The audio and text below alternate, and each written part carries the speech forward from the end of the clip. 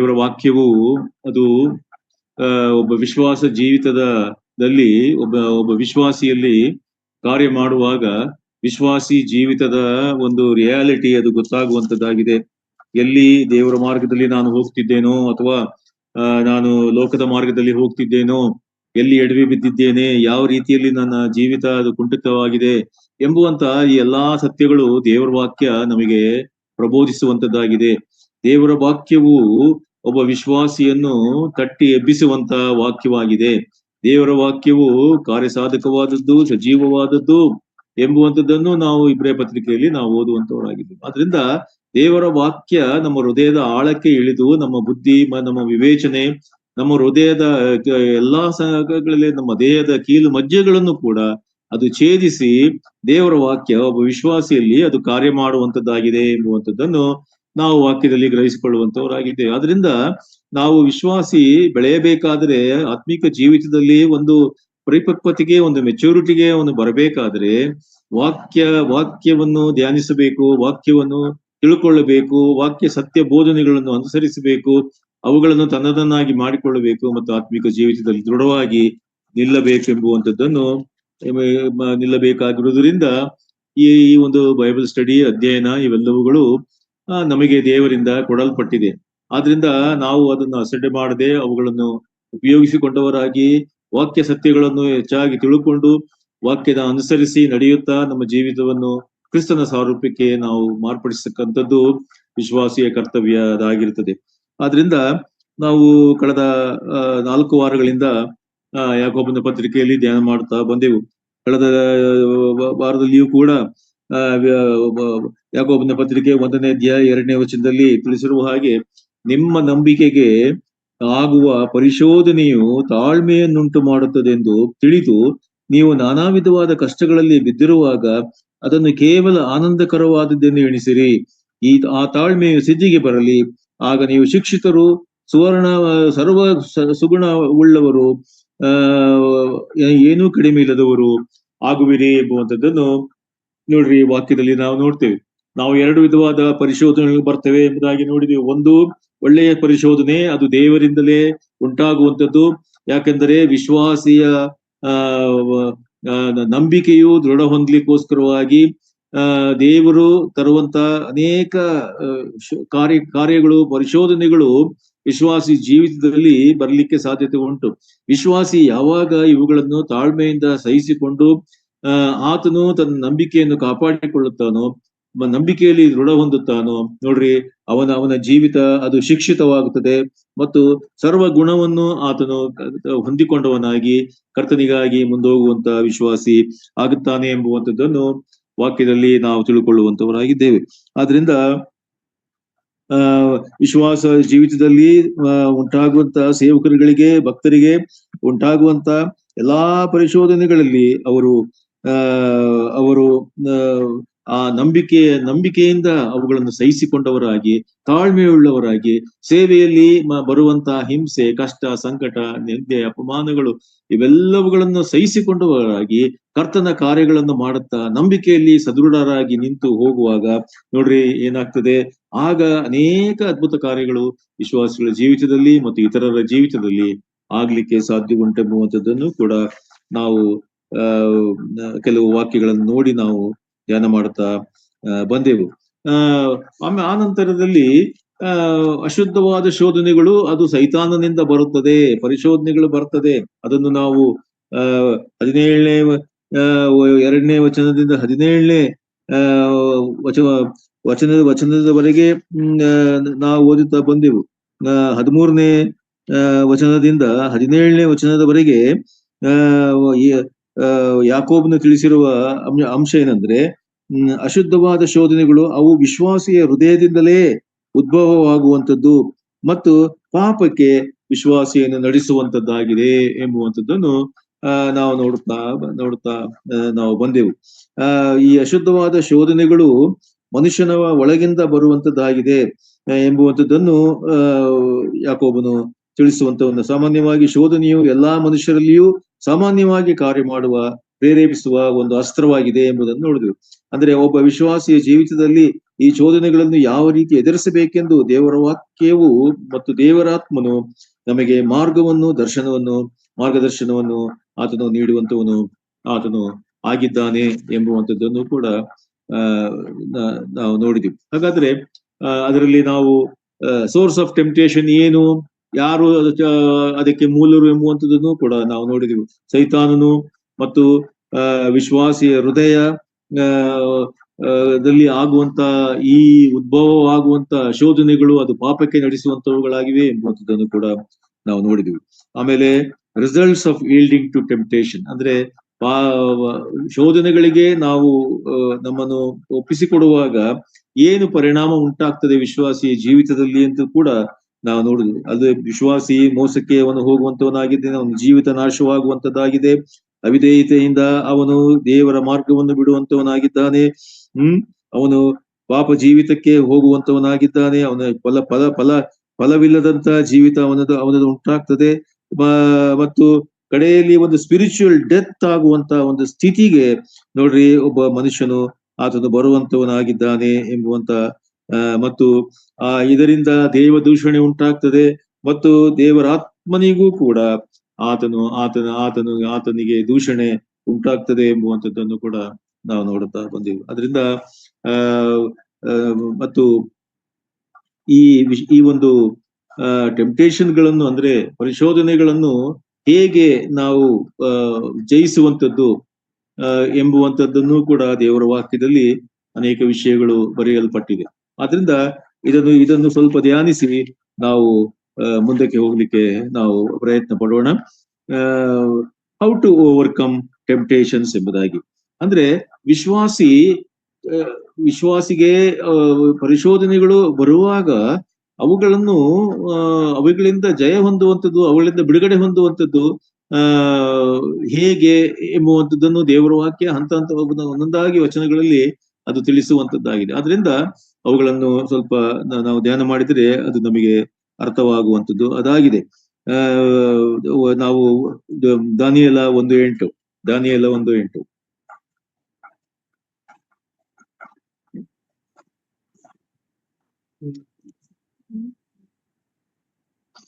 ಯಾರಾದ್ರೂ ಓದಿ ಇದ್ರೆ. ದಾನಿಯೇಲನು ತಾನು ರಾಜನ ಭೋಜನ ಪದಾರ್ಥಗಳನ್ನು ತಿಂದು ರಾಜನು ಕುಡಿಯುವ ದ್ರಾಕ್ಷಾರಸವನ್ನು ಕುಡಿದು ತನ್ನನ್ನು ಅಶುದ್ಧ ಮಾಡಿಕೊಳ್ಳಬಾರದೆಂದು ನಿಶ್ಚಯಿಸಿ ಕಂಚುಕಿಯರ ಅಧ್ಯಕ್ಷನಿಗೆ ನಾನು ಅಶುದ್ಧನಾಗಲಾರೆ, ಕ್ಷಮಿಸು ಎಂದು ವಿಜ್ಞಾಪಿಸಿದಾಗ ದೇವರು ಕಂಚುಕಿಯರ ಅಧ್ಯಕ್ಷನ ಮನಸ್ಸಿನಲ್ಲಿ ದಾನಿಯೇಲನ ಮೇಲೆ ಕನಿಕರವನ್ನು ದಯೆಯನ್ನು ಹುಟ್ಟಿಸಿದನು. ಸಾಕು ನೋಡ್ರಿ, ದೇವರ ವಾಕ್ಯ ಎಷ್ಟು ಅದು ಸತ್ಯವಾಗಿದೆ ಎಂಬುದಾಗಿ ನಾವು ಅದನ್ನ ಅರ್ಥ ಮಾಡಿಕೊಳ್ಳಬೇಕು. ಹೊಸ ಒಡಂಬಡಿಕೆಯಲ್ಲಿ ನಾವು ಇಲ್ಲಿ 2 ಕೊರಿಂಥ 13ನೇ ವಚನದಲ್ಲಿ ನಾವು ಓದಿದ್ವು ಏನಂತ, ನಿಮಗೆ ಶಕ್ತಿ ಮೀರಿ ಬರುವ ಶೋಧನೆಗಳನ್ನು ಬರಗೊಳಿಸದೆ ಅವುಗಳಿಂದ ತಪ್ಪಿಸಿಕೊಳ್ಳುವ ಮಾರ್ಗವನ್ನು ಕರ್ತನು ಆತನು ಸಿದ್ಧಪಡಿಸುವಂತವನು ಮಾಡುವಂತವನು ಆಗಿದ್ದಾನೆ ಎಂಬುದನ್ನು ಕೂಡ ನೋಡಿದೆವು. ಆದ್ರಿಂದ ನಾವು ಶೋಧನೆ ಬರುವಾಗ ಕರ್ತನ ಮೇಲೆ ಆತುಕೊಳ್ಳಬೇಕು, ಕರ್ತನ ಮಾರ್ಗವನ್ನು ಹಿಡಿಯಬೇಕು, ದೇವರ ವಾಕ್ಯವನ್ನು ಅನುಸರಿಸಬೇಕು ಎಂಬುವಂಥದ್ದನ್ನು ವಿಶ್ವಾಸಿ ಮೊದಲೇದಾಗಿ ತಿಳ್ಕೊಳ್ಬೇಕು. ಆದ್ರಿಂದ ಒಂದನೇ ತಪ್ಪಿಸಿಕೊಳ್ಳುವ ಮಾರ್ಗ ಒಂದನೇದು ಏನದು, ದಾನಿಯೇಲನು ಅವನ ಜೀವಿತದಲ್ಲಿ ಬಂದಂತ ಒಂದು ಶೋಧನೆ ಏನಾಯ್ತದು, ಅಂದ್ರೆ ಅವನು ಏನು ಅದನ್ನು ಡಿಸೈಡ್ ಮಾಡಿದೆ ಎಂಬುದಾಗಿ ಹೇಳುವಾಗ, by resolving and purposed in his heart, ಅಂದ್ರೆ ಆತನು ತನ್ನ ಹೃದಯದಲ್ಲಿ ಆತನು ಸರಿಯಾದ ರೀತಿಯಲ್ಲಿ ಆ ವಿಷಯವನ್ನು ಆತನು ದೇವರ ಮಗನಾಗಿ ನಾನೇನ್ ಮಾಡ್ಬೇಕು ಎಂಬುವಂಥದ್ದನ್ನು ಸ್ಪಷ್ಟವಾಗಿ ಅದನ್ನು ಅರ್ಥ ಮಾಡಿಕೊಂಡವನಾಗಿ ಅವನೇನ್ ಮಾಡಿದ, ತೀರ್ಮಾನ ಮಾಡುವಂಥದ್ದನ್ನು ನಾವು ನೋಡ್ತೇವೆ. ಮತ್ತು ತನ್ನ ಹೃದಯದಲ್ಲಿ ಒಂದು ಸಂಕಲ್ಪವನ್ನು ಅವನು ಮಾಡಿ ಅದನ್ನು ಆಕ್ಷನ್ಗೆ ತರುವಂತವನು ಅದು ಆಗಿದ್ದಾನೆ ಎಂಬುದನ್ನು ನೋಡ್ತೇವೆ. ಅಂದ್ರೆ ಒಂದು ವೇಳೆ ಅವನಿಗೆ ಆ ರಾಜನ ಭೋಜನಗಳಲ್ಲಿ ಚೆನ್ನಾಗಿ ಊಟ ಮಾಡುವ ರಾಜನ ಭೋಜನದಲ್ಲಿ ಸಿಗುವಂತ ಅನೇಕ ಆ ಒಂದು ಊಟಗಳನ್ನು ಅಥವಾ ಆ ಸಮೃದ್ಧಿಯನ್ನು, ಆ ಕಂಫರ್ಟ್ಸ್ ಅನ್ನು, ಆ ಒಂದು ಹೆಚ್ಚಾದಂತ ಸಿಗುವಂತ ಒಬ್ಬ ಕಾಮನ್ ಮ್ಯಾನ್ಗೆ ಅದು ಸಿಗುವಂತ ಅಂತ ಒಂದು ಅವಕಾಶವನ್ನು ಯಾರು ಅದನ್ನು ಬಿಡುವುದಿಲ್ಲ. ಆದ್ರೆ ದೇವರ ಮಗನಾದಂತ ದೇವರ ಸೇವಕನಾದಂತ, ದೇವರಿಗೆ ಪ್ರತಿಷ್ಠಿಸಿಕೊಂಡಂತ, ಆ ದೇವರಿಗೆ ಮೀಸಲಾದಂತ ಒಬ್ಬ ಒಬ್ಬ ಯವನಸ್ಥನು ಅವನು ಹೇಳುವಂತ ಮಾತೇನಾಗಿದೆ? ಆತನು ನಾನು ಈ ರಾಜ ಭೋಜನಗಳನ್ನು ನಾನು ಊಟ ಮಾಡಿ ನನ್ನನ್ನು ನಾನು ಅಶುದ್ಧ ಮಾಡಿಕೊಳ್ಳಿಕ್ಕೆ ನಾನು ಸಿದ್ಧನಿಲ್ಲ ಎಂಬುದಾಗಿ ಧೈರ್ಯವಾಗಿ ಮುಂದೇನಾದ್ರೂ ಬಂದ್ಕೊಳ್ಳಿ, ಏನಾದ್ರೂ ಆಗ್ಲಿ. ಆದ್ರೆ ದಾನಿಯೇಲನು ಅದನ್ನು ನೇರವಾಗಿ ಪ್ರಕಟಿಸುವಂತವನು ಆತನಾಗಿದ್ದ. ಅದರಿಂದ ಒಬ್ಬ ವಿಶ್ವಾಸಿಯ ಜೀವಿತದಲ್ಲಿ ಒಂದು ಶೋಧನೆ, ಈ ಯಾವುದೇ ರೀತಿಯಲ್ಲಿ ಆಗಲಿ ಲೋಕದ ಶೋಧನೆಗಳು ಅದು ಬರುವಾಗ ವಿಶ್ವಾಸಿ ಮೊದಲನೇದಾಗಿ ತನ್ನ ಹೃದಯದಲ್ಲಿ ದೇವರ ವಾಕ್ಯದ ಅಡಿಯಲ್ಲಿ ತೀರ್ಮಾನ ಮಾಡಬೇಕು. ಅದು ಹೃದಯದಲ್ಲಿ ಒಂದು ಸಂಕಲ್ಪವನ್ನು ಮಾಡಬೇಕು, ಇದನ್ನು ನಾನು ಮಾಡಬಾರದು ಎಂತಕ್ಕಂತ ಒಂದು ಹೃದಯದಲ್ಲಿ ಸ್ಥಿರವಾದ ಒಂದು ಮನಸ್ಸು, ಸ್ಥಿರವಾದಂತ ಒಂದು ದೃಢ ನಿರ್ಧಾರವನ್ನು ವಿಶ್ವಾಸಿ ಮಾಡಬೇಕೆಂಬುವಂಥದ್ದನ್ನು ಮೊದಲನೇದಾಗಿ ತಿಳ್ಕೊಳ್ಳುವಂಥದ್ದು. ದಾನಿಯೇಲನು ರಾಜನ ಭೋಜನದಲ್ಲಿ ಒಂದು ವೇಳೆ ಅದು ವಿಗ್ರಹಕ್ಕೆ ಅರ್ಪಿಸಲ್ಪಟ್ಟಂತ ಅನೇಕ ವಿಧವಾದಂತ ಭಕ್ಷ್ಯ ಭೋಜನಗಳು ಏನೇ ಇರಬಹುದು, ಅವುಗಳನ್ನು ತಿಂದು ಆತನನ್ನು ತನ್ನನ್ನು ತಾನು ಅಶುದ್ಧ ಮಾಡಿಕೊಳ್ಳಿಕ್ಕೆ ಆತನು ಸಿದ್ಧನಿರ್ಲಿಲ್ಲ. ಯಾಕೆಂದ್ರೆ ಅಲ್ಲಿ ಅವನಿದ್ದಿದ್ದು he is representing his God, ತನ್ನ ದೇವರಾದ ಯೆಹೋವನನ್ನು, ತನ್ನ ಸರ್ವಶಕ್ತನಾದ ದೇವರನ್ನು ಆ ಅನ್ಯ ಜನರ ಮಧ್ಯದಲ್ಲಿ ಆತನು ನೋಡ್ರಿ, ಆತನ ಪರಿಶುದ್ಧನಾದ ದೇವರನ್ನು ಪ್ರತಿನಿಧಿಯಾಗಿ, ದೇವರ ಮಗನಾಗಿ ತನ್ನನ್ನು ತಾನು ಯಾವ ರೀತಿಯಲ್ಲಿ ಪ್ರದರ್ಶಿಸಿಕೊಳ್ಳುತ್ತಿದ್ದಾನೆ ಎಂಬುವಂಥದ್ದನ್ನು. ಆದ್ರಿಂದ ಪ್ರಿಯರೇ, ನಾವು ಅನೇಕ ಕಡೆಗಳಲ್ಲಿ ಹೋಗ್ತೇವೆ, ಅನೇಕ ಜನಗಳ ಮಧ್ಯದಲ್ಲಿ ನಾವು ಸಂಪರ್ಕ ಮಾಡ್ತೇವೆ, ಅನೇಕ ಲೋಕದ ಫ್ರೆಂಡ್ಸ್ಗಳು ನಮಗೆ ಇರ್ತವೆ, ಅನೇಕ ವಿಧದಲ್ಲಿ ನಾವು ಲೋಕದಲ್ಲಿ ನಾವು ಒಂದು ಕಾಂಪ್ರಮೈಸ್ ಆಗಿ ಹೋಗುವಂತ ಸ್ಥಿತಿಗತಿಗಳು ಎಷ್ಟೋ ಉಂಟು. ಆದರೆ ಇವೆಲ್ಲವುಗಳ ಮಧ್ಯದಲ್ಲಿ ವಿಶ್ವಾಸಿ ಮೊದಲನೇದಾಗಿ ಮಾಡುವಂಥದ್ದು, ಬರುವಂತ ಲೋಕದ ಶೋಧನೆಗಳು, ಪರಿಶೋಧನೆಗಳ ವಿಷಯದಲ್ಲಿ ಮೊದಲನೇದಾಗಿ ತನ್ನ ಹೃದಯದಲ್ಲಿ ಸರಿಯಾದಂತ ವಾಕ್ಯದ ಅಡಿಯಲ್ಲಿ ತೀರ್ಮಾನವನ್ನು ಮಾಡಬೇಕು. ತನ್ನ ಹೃದಯದಲ್ಲಿ ಸಂಕಲ್ಪವನ್ನು ಮಾಡಿ ಇವುಗಳನ್ನು ಮಾಡಬಾರದು, ನಾನು ಕರ್ತನಿಗಾಗಿ ನಿಲ್ಲಬೇಕೆಂಬತಕ್ಕಂತ ತೀರ್ಮಾನವನ್ನು ನಾವು ಮಾಡುವಂಥದ್ದು ಒಳ್ಳೆಯದು. ಎರಡನೇದಾಗಿ ಫಸ್ಟ್ ತಿಮೋತಿ 1ನೇ ತಿಮೋತಿ 1ನೇ ಅಧ್ಯಾಯ 18-19. ಮಗನಾದ ತಿಮೋತಿಯನೇ, ನಿನ್ನ ವಿಷಯದಲ್ಲಿ ಮುಂಚೆ ಉಂಟಾದ ಪ್ರವಾದನೆಗಳನ್ನು ನಾನು ನೆನೆಸಿ, ನೀನು ಅವುಗಳಿಂದ ಧೈರ್ಯಗೊಂಡು ಕ್ರೈಸ್ತರ ದಿವ್ಯ ಯುದ್ಧವನ್ನು ನಡೆಸಬೇಕೆಂದು ನಿನಗೆ ಆಜ್ಞಾಪನೆ ಮಾಡುತ್ತೇನೆ. 1ನೇ ತಿಮೋತಿ 6:11 ಓದಿ ಸಿಸ್ಟರ್. ಎಲೈ ದೇವರ ಮನುಷ್ಯನೇ, ನೀನಾದರೂ ಇವುಗಳಿಗೆ ದೂರವಾಗಿರು. ನೀತಿ, ಭಕ್ತಿ, ನಂಬಿಕೆ, ಪ್ರೀತಿ, ಸ್ಥಿರಚಿತ್ತ, ಸಾತ್ವಿಕತ್ವ ಇವುಗಳನ್ನು ಸಂಪಾದಿಸುವುದಕ್ಕೆ ಪ್ರಯಾಸ ಪಡು. ಕ್ರಿಸ್ತ ನಂಬಿಕೆಯುಳ್ಳವರು ಮಾಡತಕ್ಕ ಶ್ರೇಷ್ಠ ಹೋರಾಟವನ್ನು ಮಾಡು. ನಿತ್ಯ ಜೀವವನ್ನು ಹಿಡಿದುಕೋ, ಅದಕ್ಕಾಗಿ ದೇವರು ನಿನ್ನನ್ನು ಕರೆದನು. ಮತ್ತು ನೀನು ಅನೇಕ ಸಾಕ್ಷಿಗಳ ಮುಂದೆ ಒಳ್ಳೆ ಪ್ರತಿಜ್ಞೆಯನ್ನು ಮಾಡಿದ್ದೀಯಲ್ಲ. ಸಾಕು ನೋಡಿ, ಇಲ್ಲಿ ನಾವು 1ನೇ ತಿಮೋತಿ 6ನೇ ಅಧ್ಯಾಯ 11ರಲ್ಲಿ ನೀವು ಮೇಲೆ ಓದ್ತಾ ಬರುವಾಗ, ಒಬ್ಬನು ಐಶ್ವರ್ಯವಂತನಾಗಬೇಕು ಎಂಬುದಾಗಿ ಹಣದಾಸೆ ಉಳ್ಳವನಾಗಿ ಆತನು ಮಾಡಬೇಕಾದಂತ ಅನೇಕ ಕೃತ್ಯಗಳನ್ನು ಅವನು ಮಾಡಿ ಅಲ್ಲಿ ಆಗುವಂತ ಪರಿಸ್ಥಿತಿಯನ್ನು ನಾವು ಅಲ್ಲಿ ನೋಡುವಂತವನಾಗಿದ್ದೇವೆ. ಆದ್ರೆ ದೇವರ ವಾಕ್ಯ ಒಬ್ಬ ದೇವರ ಮನುಷ್ಯನಿಗೆ ಏನಂತ ಹೇಳ್ತಾರೆ, ಅದು 6ನೇ ವಚನ 11ನೇ ವಚನ ಪ್ರಾರಂಭ ಓದಿ ಸಿಸ್ಟರ್. ಎಲೈ ದೇವರ ಮನುಷ್ಯನೇ, ನೀನಾದರೂ ಎಲೈ ದೇವರ ಮನುಷ್ಯನೇ ಅಂದ್ರೆ ದೇವರ ವಾಕ್ಯ ನಮ್ಗೆ ಎಚ್ಚರಿಕೆ ಕೊಡ್ತಾ ಇದೆ. ದೇವರ ವಾಕ್ಯ ಎಚ್ಚರಿಕೆ ಕೊಡ್ತಾ ಇದೆ. ಎಲೈ ದೇವರ ಮನುಷ್ಯನೇ, ಶೋಧನೆ ಬಂದಿದೆ. ಹಣದ ಆಸೆ ಇರಬಹುದು, ಐಶ್ವರ್ಯವಂತರಾಗಬೇಕೆಂಬ ಆಸೆ ಇರಬಹುದು, ಆಸ್ತಿ ಪಾಸ್ತಿಗಳನ್ನು ಮಾಡ್ಕೊಳ್ಬೇಕೆಂಬ ಆಶೆ ನಿಮಗಿರಬಹುದು, ಬೇರೆ ಬೇರೆ ವಿಧವಾದಂತಹ ಲೋಕದ ಎಲ್ಲಾ ಸ್ಥಿತಿಗತಿಗಳಲ್ಲಿ ನಾವು ಹಾದು ಹೋಗಿ ಅವುಗಳನ್ನು ಪಡೆದುಕೊಳ್ಳಬೇಕು, ಅವುಗಳನ್ನು ಎಂಜಾಯ್ ಮಾಡಬೇಕು ಎಂಬತಕ್ಕಂತ ಆ ಹಾದಿಯಲ್ಲಿ ಹೋಗುವಂತೆ ವಿಶ್ವಾಸಿಗಳನ್ನು ಸೈತಾನನ್ನು ಪ್ರೇರೇಪಿಸುವಂತವನು ಆತನಾಗಿರ್ತಾನೆ. ಆದ್ರೆ ದೇವರ ವಾಕ್ಯ ಏನಂತ ಹೇಳ್ತದೆ ಗೊತ್ತಾ? ಎಲೈ ದೇವರ ಮನುಷ್ಯನೇ, ಓದಿ ಸಿಸ್ಟರ್. ಎಲೈ ದೇವರ ಮನುಷ್ಯನೇ, ನೀನಾದರೂ ಇವುಗಳಿಗೆ ದೂರವಾಗಿರು. ನೀನಾದರೂ ಇವುಗಳಿಗೆ ದೂರವಾಗಿರು ಅಂದ್ರೆ ಅರ್ಥ ಏನು? You should flee from the place ಅಂದ್ರೆ ಅಲ್ಲಿಂದ ಓಡಿ ಹೋಗು. ಆ ಜಾಗದಲ್ಲಿ ನಿಂತ್ಕೊಳ್ಬೇಡ, ಅಲ್ಲಿಂದ ಓಡಿ ಹೋಗು. ಆ ಜಾಗ ನಿನಗೆ ಒಳ್ಳೆಯದಲ್ಲ, ದೇವರ ಮಕ್ಕಳಿಗೆ ಒಳ್ಳೆಯ ಜಾಗ ಅಲ್ಲ ಅದು ಲೋಕದ ಜಾಗ, ಅದು ಪಾಪವನ್ನು ನಡೆಸುವಂತ ಒಂದು ಜಾಗವಾಗಿದೆ. ಅದು ಲೋಕದ ಪಾಪಕ್ಕೆ ನಡೆಸುವಂತದ್ದಾಗಿದೆ ಎಂಬುವಂಥದ್ದನ್ನು ವಿಶ್ವಾಸಿ ಸ್ಪಷ್ಟವಾಗಿ ಅರಿತುಕೊಳ್ಳಬೇಕು. ಆವಾಗ ಏನಾಗ್ತದೆ, ಅವನಿಗೆ ಈ ಒಂದು ಪರಿಶೋಧನೆಯನ್ನು ಜಯಿಸ್ಲಿಕ್ಕೆ ಅವನಿಗೆ ಮಾರ್ಗವು ಸಿಗುವಂಥದ್ದು. ಅದು ಆಗಿಲ್ಲ, ಇಲ್ಲ ಏನೂ ಆಗುದಿಲ್ಲ, ನಾನು ಇವರ ಮಧ್ಯದಲ್ಲೇ ನಾನು ಇರ್ತೀನಿ, ಏನ್ ತೊಂದರೆ ಇಲ್ಲ ಎಂಬುದಾಗಿ ಆ ರೀತಿಯಲ್ಲಿ ಒಂದು ವೇಳೆ ಹೋಗುವುದಾದರೆ ವಿಶ್ವಾಸ ಜೀವಿತದಲ್ಲಿ ಏನಾಗ್ತದೆ ಗೊತ್ತಾ, ಅವನು ಲೋಕದವರೊಟ್ಟಿಗೆ ತನ್ನನ್ನು ತಾನು ಒಂದು ಒಪ್ಪಂದದ ರೀತಿಯಲ್ಲಿ ವಿಶ್ವಾಸಿ ಹೋಗುವಾಗ ಏನಾಗ್ತದೆ, ಅವರು ಮಾಡುವಂತ ಕಾರ್ಯಗಳನ್ನೇ ನೀನು ಮಾಡುವಂತದಕ್ಕೆ ಅವರು ನಿನ್ನನ್ನು ಪ್ರೇರೇಪಿಸುವಂತವರು, ನಡೆಸುವಂತವರು ಆಗಿರುತ್ತಾರೆ ಎಂಬುವಂಥದ್ದನ್ನು ಸ್ಪಷ್ಟವಾಗಿ ನಾವು ತಿಳ್ಕೊಳ್ಬೇಕು. ಅದಕ್ಕೆ 2 ತಿಮೋತಿ 2ನೇ ಅಧ್ಯಾಯ 16ನೇದಲ್ಲಿ ನಾವು ಓದಿದೆವು, ಪೌಲನು ತಿಮೋತಿಯನಿಗೆ ಎಚ್ಚರಿಕೆ ಕೊಡ್ತಾ ಇದ್ದಾನೆ. ಏನಂತ ಓದಿ ಸಿಸ್ಟರ್ ಅದು? ಪ್ರಾಪಂಚಿಕವಾದ ಆ ಹರಟೆ ಮಾತುಗಳಿಗೆ ದೂರವಾಗಿರು, ಅವುಗಳಿಗೆ ಮನಸ್ಸು ಕೊಡುವವರು. ಪ್ರಾಪಂಚಿಕವಾದ ಹರಟೆ ಮಾತುಗಳಿಗೆ ನೀನ್ ದೂರವಾಗಿರು. ನೋಡ್ರಿ, ನಾವು ದೇವರ ವಾಕ್ಯದ ಅಡಿಯಲ್ಲಿ ನಮ್ಮನ್ನು ನಾವು ಪರೀಕ್ಷಿಸಿಕೊಂಡು ನಮ್ಮ ಮಾತು ಯಾವ ರೀತಿ ಇರಬೇಕು, ದೇವರಾತ್ಮನು ನಮ್ಮನ್ನು ಪ್ರೇರೇಪಿಸುವಂತ ಮಾತುಗಳೇ ಅದಾಗಿರಬೇಕು.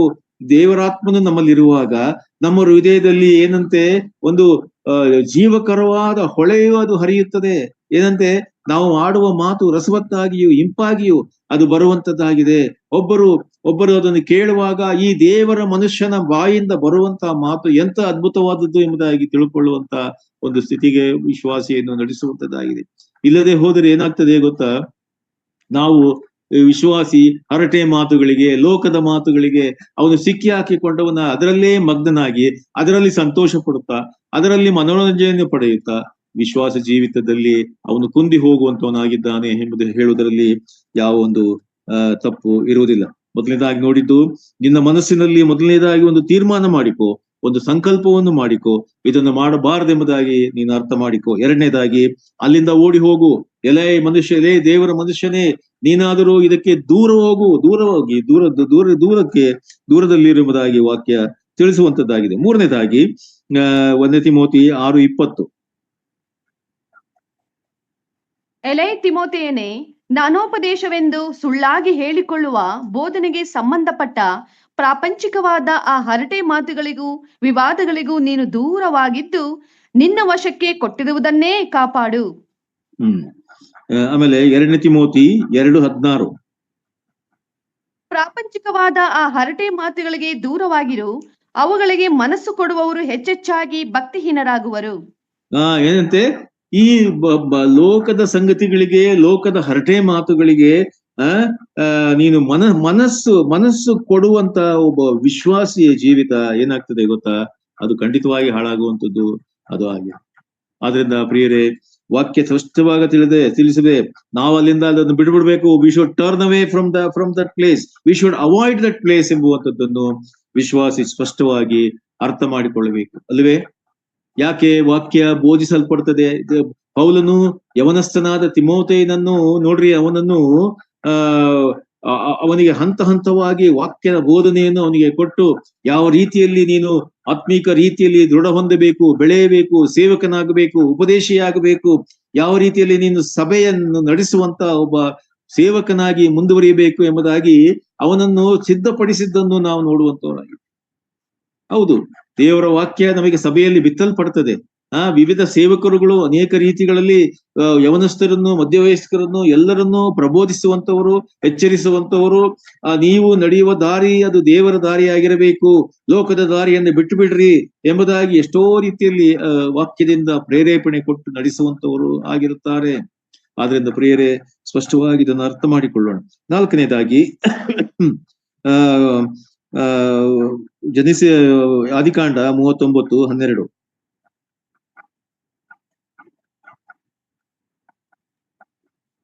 ಆಕೆ ಅವನ ಬಟ್ಟೆಯನ್ನು ಹಿಡಿದುಕೊಂಡು ನನ್ನ ಸಂಗಮಕ್ಕೆ ಬಾ ಅನ್ನಲು ಅವನು ತನ್ನ ಬಟ್ಟೆಯನ್ನು ಆಕೆಯ ಕೈಯಲ್ಲೇ ಬಿಟ್ಟು ತಪ್ಪಿಸಿಕೊಂಡು ಓಡಿ ಹೋದನು. ಯಾರು? ಯೋಸೇಫನು, ಅಲ್ವೇ? ನೋಡ್ರಿ, ಯೋಸೇಫನಿಗೆ, ಆ ಯವನಸ್ಥನಾದ ಯೋಸೇಫನು ತನ್ನ ಯವನಸ್ಥಿಕೆಯ ಒಂದು ಬಹಳ ಅದ್ಭುತವಾದ ಹಂತದಲ್ಲಿ ಇದ್ದಂತ ಯವನಸ್ಥನು. ದೇವರು ಅವನನ್ನು ಎಂತೆಂಥ ಪರಿಶೋಧನೆಗಳಿಂದ, ತೊಂದರೆ ಇಕ್ಕಟ್ಟುಗಳಿಂದ ಅವನ ಸ್ವಂತದವರೇ ಅವನಿಗೆ ಕಷ್ಟವನ್ನು ಕೊಟ್ಟು ಏನೆಲ್ಲಾ ಮಾಡಿದರು. ಅವನು ಆ ಇಷ್ಮಾಯೇಲರಿಗೆ ಹಳ್ಳಕ್ಕೆ ತಳ್ಳಲ್ಪಟ್ಟವನಾಗಿ ಅಲ್ಲಿಂದ ಎತ್ತಿ ಇಷ್ಮಾಯೇಲರಿಗೆ ಅವನನ್ನು ಮಾರಿ ಕೊಟ್ಟು ಬಿಟ್ಟು ಅವರು ಹೊರಟು ಹೋದ್ರು. ಆದರೆ ಯೋಸೇಫನು ಒಬ್ಬ ದಾಸನಾಗಿ, ಒಬ್ಬ ಸ್ಲೇವ್ ಆಗಿ, ಒಬ್ಬ ಗುಲಾಮನಾಗಿ ಆ ಐಗುಪ್ತ ದೇಶವನ್ನು ಅವನು ಸೇರಿದನು.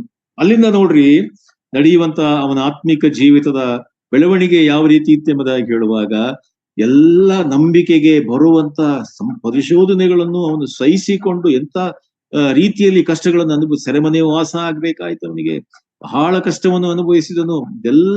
ಇದೆಲ್ಲ ಆದ್ಮೇಲೆ ಆದರೆ ದೇವರು ಆ ನಂಬಿಕೆಯ ಪರಿಶೋಧನೆಯಲ್ಲಿ ಅವನ ಹೊಂದಿದಂತ ತಾಳ್ಮೆಯ ಜೀವಿತ ಏನಿತ್ತಲ್ಲ, ಅವನಿಗೆ ಏನು ಉಂಟು ಮಾಡಿತದು, ಬಹಳ ರೀತಿಯಲ್ಲಿ ಅವನಿಗೆ ಜ್ಞಾನ, ತಿಳುವಳಿಕೆ ಇವೆಲ್ಲವನ್ನು ಕೊಟ್ಟು ಯಾವ ರೀತಿ ನಾನು ಕರ್ತನ ಮಾರ್ಗದಲ್ಲಿ ದೃಢವಾಗಿ ನಿಂತು ನಾನು ಬೆಳೆಯಬೇಕು ಮತ್ತು ಮುಂದೆ ಕರ್ತನಿಗಾಗಿ ನಾನು ದೊಡ್ಡ ಸೇವಕನಾಗಿ ಇಲ್ಲಿ ಮಾರ್ಪಡಬೇಕು, ನನ್ನ ದೇವರಾದ ಯೆಹೋವನನ್ನು ಇತರರಿಗೆ ಪ್ರಕಟಿಸಬೇಕೆಂತಕ್ಕಂತ ಅದ್ಭುತವಾದ ಜೀವಿತ ಅವನದ್ದು ಆಯ್ತೆಂಬುದಾಗಿ ನಾವು ನೋಡುವಂತವರು ನಾವಾಗಿದ್ದೇವೆ. ಆದ್ರಿಂದ ಯೋಸೇಫನಿಗೆ ಬಂದಂತ ಆ ಒಂದು ಶೋಧನೆ ಬಹಳ ಕೆಟ್ಟದಾದಂತ ಒಂದು ಶೋಧನೆ, ಲೈಂಗಿಕವಾದಂತಹ ಶೋಧನೆ, ಯಾವ ಯವನಸ್ಥನಾದರೂ ಬಿದ್ದು ಹೋಗುವಂತ ಒಂದು ಪರಿಸ್ಥಿತಿಯಲ್ಲಿ ಇದ್ದಂತ ದೇಹದ ಆಶೆಗಳನ್ನು ಪೂರೈಸ್ಲಿಕ್ಕಾಗಿ ಒಂದು ವೇಳೆ ಪ್ರಯತ್ನ ಪಡುವಂತ ಒಂದು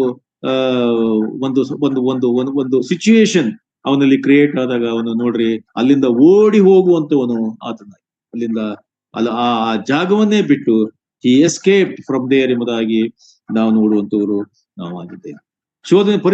ಶೋಧನೆಯಿಂದ ನೀನು ಜಯ ಬೇಕಾ? ಶೋಧನೆಯನ್ನು ನೀನು ಜಯಿಸಬೇಕಾ? ಹಾಗಾದ್ರೆ ಅಲ್ಲಿಂದ ಆ ಜಾಗವನ್ನು ಬಿಟ್ಟು ನೀನು ಅಲ್ಲಿಂದ ಹೊರಟು ಹೋಗು ಎನ್ನುವಂಥದ್ದನ್ನು ವಾಕ್ಯ ತಿಳಿಸಿದೆ. ಯೋಬ 31:1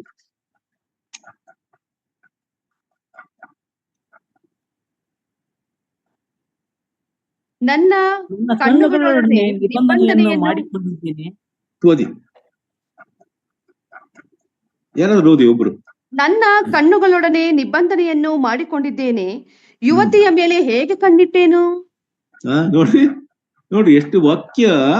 ನಿನ್ನ ವಿಶ್ವಾಸ ಜೀವಿತದ ಪ್ರತಿಯೊಂದು ಹಂತದಲ್ಲಿ ನೀನು ನಿನ್ನ ಕಣ್ಣಿನ ಬಗ್ಗೆ, ನಿನ್ನ ಬಾಯಿ ಬಗ್ಗೆ, ಮಾತಿನ ಬಗ್ಗೆ, ನೀನು ಕಿವಿಯಲ್ಲಿ ಕೇಳಿಸಿಕೊಳ್ಳುವ ವಿಚಾರದ ಬಗ್ಗೆ, ನೀನು ಆಲೋಚನೆ ಮಾಡುವ ಬಗ್ಗೆ, ನಿನ್ನ ಹೃದಯದಲ್ಲಿ ನಡೆಯುವಂತ ಅನೇಕ ವಿಧವಾದಂತ ಶೋಧನೆಗಳು, ಪಾಪ ಸಂಗತಿಗಳು ಅಲ್ಲಿ ಬಂದು ಹೋಗುವಂತ ಸಂದರ್ಭದಲ್ಲಿ ಏನಂತೆ ಯೋಬ ಗ್ರಂಥದಲ್ಲಿ ಹೇಳುವಂತ ಮಾತು, ನಾನು ಏನಂತೆ ಒಂದು ನಿಬಂಧನೆ ಅಂತ ಅಲ್ಲಿ ಹೇಳ್ತದೆ. ಏನು?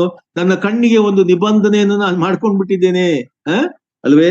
ಆ ಒಂದು ಕವೆನೆಂಟ್ ಆ ವಿಶ್ವಾಸ ಜೀವಿತದಲ್ಲಿ ಇಂಥ ವಿಚಾರಗಳಲ್ಲಿ ಒಂದು ಒಡಂಬಡಿಕೆ ಬೇಕು. ಕರ್ತನಿಂದ ಬರುವಂತ ಒಡಂಬಡಿಕೆಯನ್ನು ಆತನು ಮಾಡಿಕೊಂಡವನಾಗಿ, ಇನ್ನೆಂದೆಂದಿಗೂ ನಾನು ಲೋಕಕ್ಕಾಗಿ ಜೀವಿಸುವಂತವನಲ್ಲ, ಪಾಪದ ಪಾಲಿಗೆ ನಾನು ಸತ್ತಿದ್ದೇನೆ, ನಾನು ಪಾಪದಕ್ಕೋಸ್ಕರವಾಗಿ ನಾನು ಬದುಕುವಂತವನಲ್ಲ ಎಂತಕ್ಕಂತ ಆ ಯಥಾರ್ಥವಾದಂತ ಪ್ರಾಯೋಗಿಕವಾದಂತ ಕ್ರಿಸ್ತೀಯ ಜೀವಿತವನ್ನು ವಿಶ್ವಾಸಿ ನಡೆಸಬೇಕು ಎಂಬುವಂಥದ್ದನ್ನು ನಾವು ಸ್ಪಷ್ಟವಾಗಿ ಅರ್ಥ ಮಾಡಿಕೊಳ್ಳಬೇಕು. How to overcome your temptation, ಹೇಗೆ ನಿಮ್ಮ ಶೋಧನೆಗಳನ್ನು ಜಯಿಸ್ಲಿಕ್ಕೆ ಸಾಧ್ಯ ಉಂಟು ಎಂಬುದಾಗ ಈ ಅಂಶಗಳನ್ನು ನಾವು ಧ್ಯಾನ ಮಾಡುವಾಗ ನಮಗೆ ಸ್ಪಷ್ಟವಾದ ಒಂದು ದೇವರ ವಾಕ್ಯದ ಮಾರ್ಗದರ್ಶನ ನಮಗೆ ಸಿಗುವಂಥದ್ದು ಅದು ಆಗಿರ್ತದೆ. 5ನೇದಾಗಿ ಜ್ಞಾನೋಕ್ತಿ 11:14 ಉಚಿತಾಲೋಚನೆ ಇಲ್ಲದ ಕಡೆ ಪ್ರಜೆಯು ಬಿದ್ದು ಹೋಗುವರು, ಬಹು ಸುಮಂತ್ರಿಗಳು ಇರುವಲ್ಲಿ ಸುರಕ್ಷಣೆ ಇರುವುದು. ಉಚಿತಾಲೋಚನೆ ಓದಿ ಸಿಸ್ಟರ್, ಇನ್ನೊಂದ್ಸಾರಿ. ಉಚಿತಾಲೋಚನೆ ಇಲ್ಲದ ಕಡೆ ಪ್ರಜೆಯು ಬಿದ್ದು ಹೋಗುವರು. ಉಚಿತಾಲೋಚನೆ ಇಲ್ಲದ ಕಡೆ ಏನಾಗ್ತದಂತೆ? ಪ್ರಜೆಗಳು ಬಿದ್ದು ಹೋಗುವರು. ಆಮೇಲೆ ಬಹು ಸುಮಂತ್ರಿಗಳು ಇರುವಲ್ಲಿ ಸುರಕ್ಷಣೆ ಇರುವುದು. ನೋಡ್ರಿ ಅಲ್ವಾ, ನೋಡ್ರಿ ಯಾಕಂತಂದ್ರೆ ಒಂದು ವಿಶ್ವಾಸ ಜೀವಿತದಲ್ಲಿ ನೋಡ್ರಿ ಒಂದು ಗೈಡೆನ್ಸ್ ಬೇಕು, ಒಂದು ಮಾರ್ಗದರ್ಶನ ವಿಶ್ವಾಸಿಗೆ ಯಾವಾಗ್ಲೂ ಇರ್ಬೇಕು. ಅದಕ್ಕೆ ಪೌಲನು ತಿಮೋಥೆಯನಿಗೆ ಎಷ್ಟು ಅವನು ಆತ್ಮೀಕವಾದಂತ ಮಾರ್ಗದರ್ಶನವನ್ನು ಅವನು ಕೊಡ್ತಾ ಹೋಗುವಂತದ್ದನ್ನು ನಾವು ವಾಕ್ಯದಲ್ಲಿ ನೋಡುವಂತವರಾಗಿದ್ದೇವೆ. ಪ್ರತಿಯೊಬ್ಬ ವಿಶ್ವಾಸಿಗೂ ಈ ರೀತಿಯ ದೇವರ ವಾಕ್ಯದ ಮಾರ್ಗದರ್ಶನ ಬೇಕು. ನಿನಗೆ ಬರುವಂತ ಕೆಟ್ಟದಾದಂತ ಶೋಧನೆಗಳನ್ನು ನೀನು ಜಯಿಸಬೇಕಾದರೆ ವಾಕ್ಯವನ್ನು ನೀನು ಧ್ಯಾನಿಸಬೇಕು, ವಾಕ್ಯದ ತಿಳುವಳಿಕೆಯನ್ನು ಹೊಂದಿಕೊಳ್ಳಬೇಕು, ವಾಕ್ಯ ಏನ್ ಹೇಳುತ್ತದೆ ಎಂಬುದಾಗಿ ನೀನು ತೆರೆದು ನೋಡಬೇಕು. ನನ್ನ ಜೀವಿತದಲ್ಲಿ ಆಗ್ತಾ ಇರತಕ್ಕಂತ ಈ ಎಲ್ಲಾ ಕಾರ್ಯಗಳಲ್ಲಿ ನಾನು ಹೇಗೆ ಜಯವನ್ನು ಹೊಂದಲಿಕ್ಕೆ ಸಾಧ್ಯ ಉಂಟು ಎಂಬುದಾಗಿ ವಿಶ್ವಾಸಿ ತಿಳ್ಕೊಳ್ಳಿಕ್ಕೆ ಸಾಧ್ಯ ಉಂಟು. ಕೀರ್ತನೆ 125 3ನೇ ವಚನ.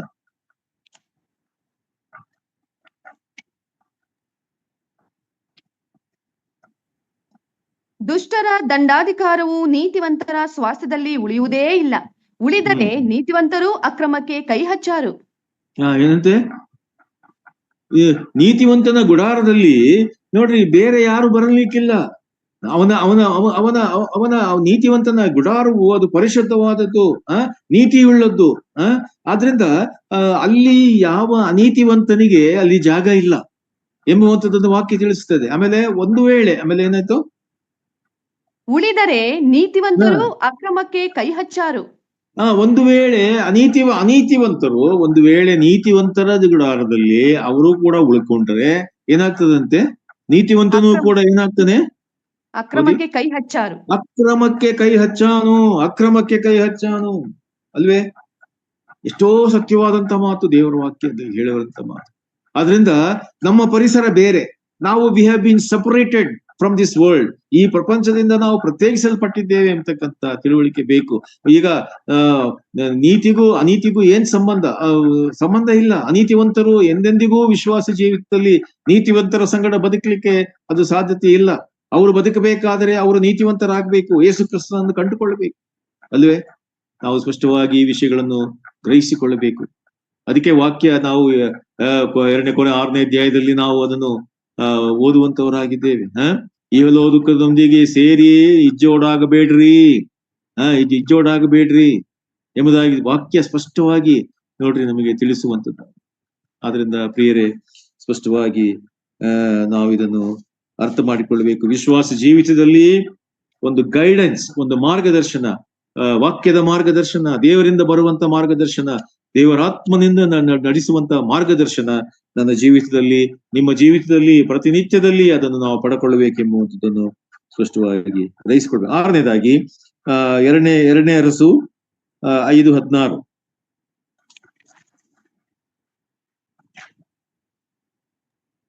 ಅದಕ್ಕೆ ಎಲೀಷನು, ನಾನು ಸನ್ನಿಧಿ ಸೇವೆ ಮಾಡುತ್ತಿರುವ ಯೆಹೋವನಾಣೆ, ನಿನ್ನಿಂದ ಏನೂ ತೆಗೆದುಕೊಳ್ಳುವುದಿಲ್ಲ ಅಂದನು. ನಾಮಾನನು ಎಷ್ಟು ಒತ್ತಾಯ ಪಡಿಸಿದರೂ ಅವನು ತೆಗೆದುಕೊಳ್ಳಲೇ ಇಲ್ಲ. ನೋಡ್ರಿ, ಅಲ್ಲಿ ಎಲೀಷನಿಗೆ ಉಂಟಾದ ಅಲ್ಲಿ ಅವನು ಮಾಡಿದಂತ ಉಪಕಾರದಿಂದ, ಕಾರ್ಯಗಳಿಂದ ಅಲ್ಲಿ ನಾಮಾನನು ಅವನಿಗೆ ಏನೋ ಒಂದು ರಿವಾರ್ಡ್ ಕೊಡಬೇಕು ಎಂಬುವಂತ ಉದ್ದೇಶದಿಂದ ನೋಡ್ರಿ ಅವನಿಗೆ ಏನೋ ಸ್ವಲ್ಪ ರಿವಾರ್ಡ್ ಅನ್ನು ಕೊಡಬೇಕೆಂಬುದಾಗಿ ಓದಿ ಸಿಸ್ಟರ್. ಅದು 2 ಕಿಂಗ್ಸ್ 5ನೇ ಅಧ್ಯಾಯದಲ್ಲಿ 15 ಅಲ್ಲಿ ಇದೆ ಅಂಕ. 5ನೇ ಅಧ್ಯಾಯದಲ್ಲಿ 15 ಕೊನೆ ಭಾಗ. ಓದಿ. ಈಗ ನಾನು ನಿನಗೆ ಗೊತ್ತಾಯಿತು, ನೀನು ದಯವಿಟ್ಟು ಕಾಣಿಕೆಯನ್ನು ಅಂಗೀಕರಿಸಬೇಕು ಎಂದು ಹೇಳಿದನು. ನೋಡಿ, ಕಾಣಿಕೆಯನ್ನು ಅಂಗೀಕರಿಸಬೇಕು ಎಂದು ಹೇಳಿದನು. ಅದಕ್ಕೆ ಎಲೀಷನು, ನಾನು ಸನ್ನಿಧಿ ಸೇವೆ ಮಾಡುತ್ತಿರುವ ಯೆಹೋವನ ಆಣೆ, ನಿನ್ನಿಂದ ಏನೂ ತೆಗೆದುಕೊಳ್ಳುವುದಿಲ್ಲ ಅಂದನು. ನೋಡ್ರಿ, ಒಬ್ಬ ವಿಶ್ವಾಸಿಯ ಜೀವಿತದಲ್ಲಿ ನೋಡ್ರಿ ಈ ವಿಚಾರವಾಗಿಯೇ ಕೂಡ ಶೋಧನೆಗಳು ಬರುತ್ತವೆ. ಒಬ್ಬ ಸೇವಕನ ಜೀವಿತದಲ್ಲಿ, ಒಬ್ಬ ದೇವರಾದುಕೊಂಡ ಮನುಷ್ಯನ ವಿಚಾರದಲ್ಲಿ, ವಿಶ್ವಾಸಿಯ ಜೀವಿತದಲ್ಲಿ ನೋಡ್ರಿ, ಈ ಒಂದು ವೇಳೆ ಹಣದ ಆಸೆ ಇರಬಹುದು, ಏನೋ ಒಂದು ಧನ ಲಾಭವನ್ನು ಪಡ್ಕೊಳ್ಳಬೇಕು, ನಾವು ಮಾಡುವಂತಹ ಕಾರ್ಯಗಳಿಂದ ನಾವು ಇದನ್ನು ಪಡ್ಕೊಳ್ಳಬಹುದು, ಇದನ್ನು ನಾವು ಹೊಂದಬಹುದು ಎಂಬತಕ್ಕಂತ ಮನಸ್ಸಿನಲ್ಲಿ ಯಾವ ರೀತಿಯ ಒಂದು ಆಶೆಯು ಕೂಡ ಇರಬಾರದು. ಕರ್ತನಿಗಾಗಿ ಮಾಡುವ ಕಾರ್ಯಗಳಲ್ಲಿ ನಾವು ಬಹಳ ರೀತಿಯಲ್ಲಿ ಈ ವಿಚಾರದಲ್ಲಿ ನಾವು ಶುದ್ಧರಾಗಿ ಇರಬೇಕಾದದ್ದು ಅವಶ್ಯಕ. ಎಲೀಷನ ನೋಡ್ರಿ, ಅವನು ಸ್ಪಷ್ಟವಾಗಿ ಯೆಹೋವನ ಮೇಲೆ ಆಣೆಯನ್ನಿಟ್ಟು ನಾನೆಂದೆಂದಿಗೂ ನಾನು ತೆಗೆದುಕೊಳ್ಳುವುದಿಲ್ಲ ಎಂಬುದಾಗಿ ಸ್ಪಷ್ಟವಾಗಿ ಅವನು ನೋಡ್ರಿ, ಅವನು ಅಲ್ಲಿ ತನ್ನನ್ನು ತಾನು ಪ್ರಕಟಿಸಿಕೊಳ್ಳುವಂತವನು ಆತನಾಗಿದ್ದಾನೆ. ಒಂದು ವೇಳೆ ನೋಡ್ರಿ, ನಾವು ಅದೇ ವಿಚಾರವಾಗಿ ನಾವು 1 ತಿಮೋಥಿ 6:5 ಓದಿ. 1 ತಿಮೋಥಿ 6:5.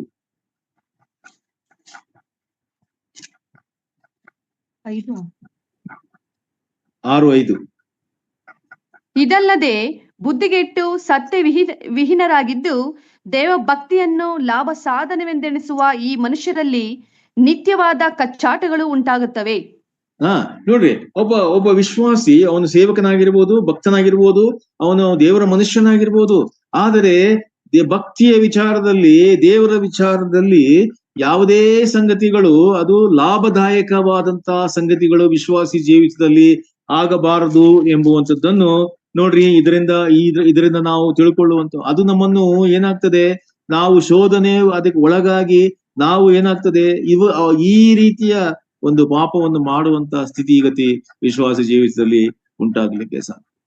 ಇವತ್ತಿನ ದಿವಸದಲ್ಲಿ ಸೇವಕರು ಎಂಬುದಾಗಿ ಹೇಳುವಾಗ ಅನೇಕ ಸಭೆಗಳಲ್ಲಿ, ಅನೇಕ ಆರ್ಗನೈಸೇಷನ್ಗಳಲ್ಲಿ, ಅನೇಕ ರೀತಿಯ ಕ್ರೈಸ್ತ ಸಮುದಾಯಗಳಲ್ಲಿ, ಸಂಸ್ಥೆಗಳಲ್ಲಿ ಉಂಟಾಗುತ್ತಿರ್ತಕ್ಕಂಥ ಸಂಗತಿಗಳು ಏನೆಂಬುದಾಗಿ ನಾವು ನೋಡುವಾಗ ಹಣದಾಸೆ, ನಾವು ಈ ಸ್ಥಾನ, ಇವುಗಳನ್ನು ಕಿತ್ತುಕೊಳ್ಳಬೇಕು, ಇವುಗಳನ್ನು ಹೊಂದಿಕೊಳ್ಳಬೇಕು, ನಾನು ಪಡಕೊಳ್ಳಬೇಕು, ಮೇಲೆ ಮಾತ್ರ ಏನು ದೇವರ ಸೇವಕರು, ಸೇವೆ ಮಾಡುವಂತವರು, ಸುವಾರ್ತೆಯನ್ನು ಸಾರುವಂತವರು ಎಂಬುವಂತ ಒಂದು ಟೈಟಲ್ ಅವರಿಗೆ ಇರುತ್ತದೆ. ಆದರೆ ನೀವು ಒಳಗೆ ಹೋಗಿ ಅವರನ್ನು ನೀವು ನೋಡುವಾಗ ಏನಾಗ್ತದೆ, ಅವರೆಲ್ಲ ಭಕ್ತಿಯು ಅದು ಲಾಭದಾಯಕವಾದಂತ ಭಕ್ತಿ ಆಗಿರುತ್ತದೆ ಹೊರತು ಬೇರೆ ಯಾವುದು ಅಲ್ಲ ಎಂಬುವಂಥದ್ದನ್ನು, ಅದರಿಂದಲೇ ಅವರಲ್ಲಿ ಏನಾಗ್ತದೆ, 1 ತಿಮೋಥಿ 6:5 ಓದು, ಅವರಲ್ಲಿ ಕಚ್ಚಾಟ, ಜಗಳ, ಕಿತ್ತಾಟ ಇವೆಲ್ಲವುಗಳು ಬರುವುದು. ಆದ್ರಿಂದ ವಿಶ್ವಾಸಿ ಮಾತ್ರ ಇವುಗಳಿಗೆ ದೂರವಾಗಿ, ಇಂತಹ ಶೋಧನೆ ವಿಶ್ವಾಸಿಗೆ ಬರ್ಲಿಕ್ಕೆ ಸಾಧ್ಯ ಉಂಟು.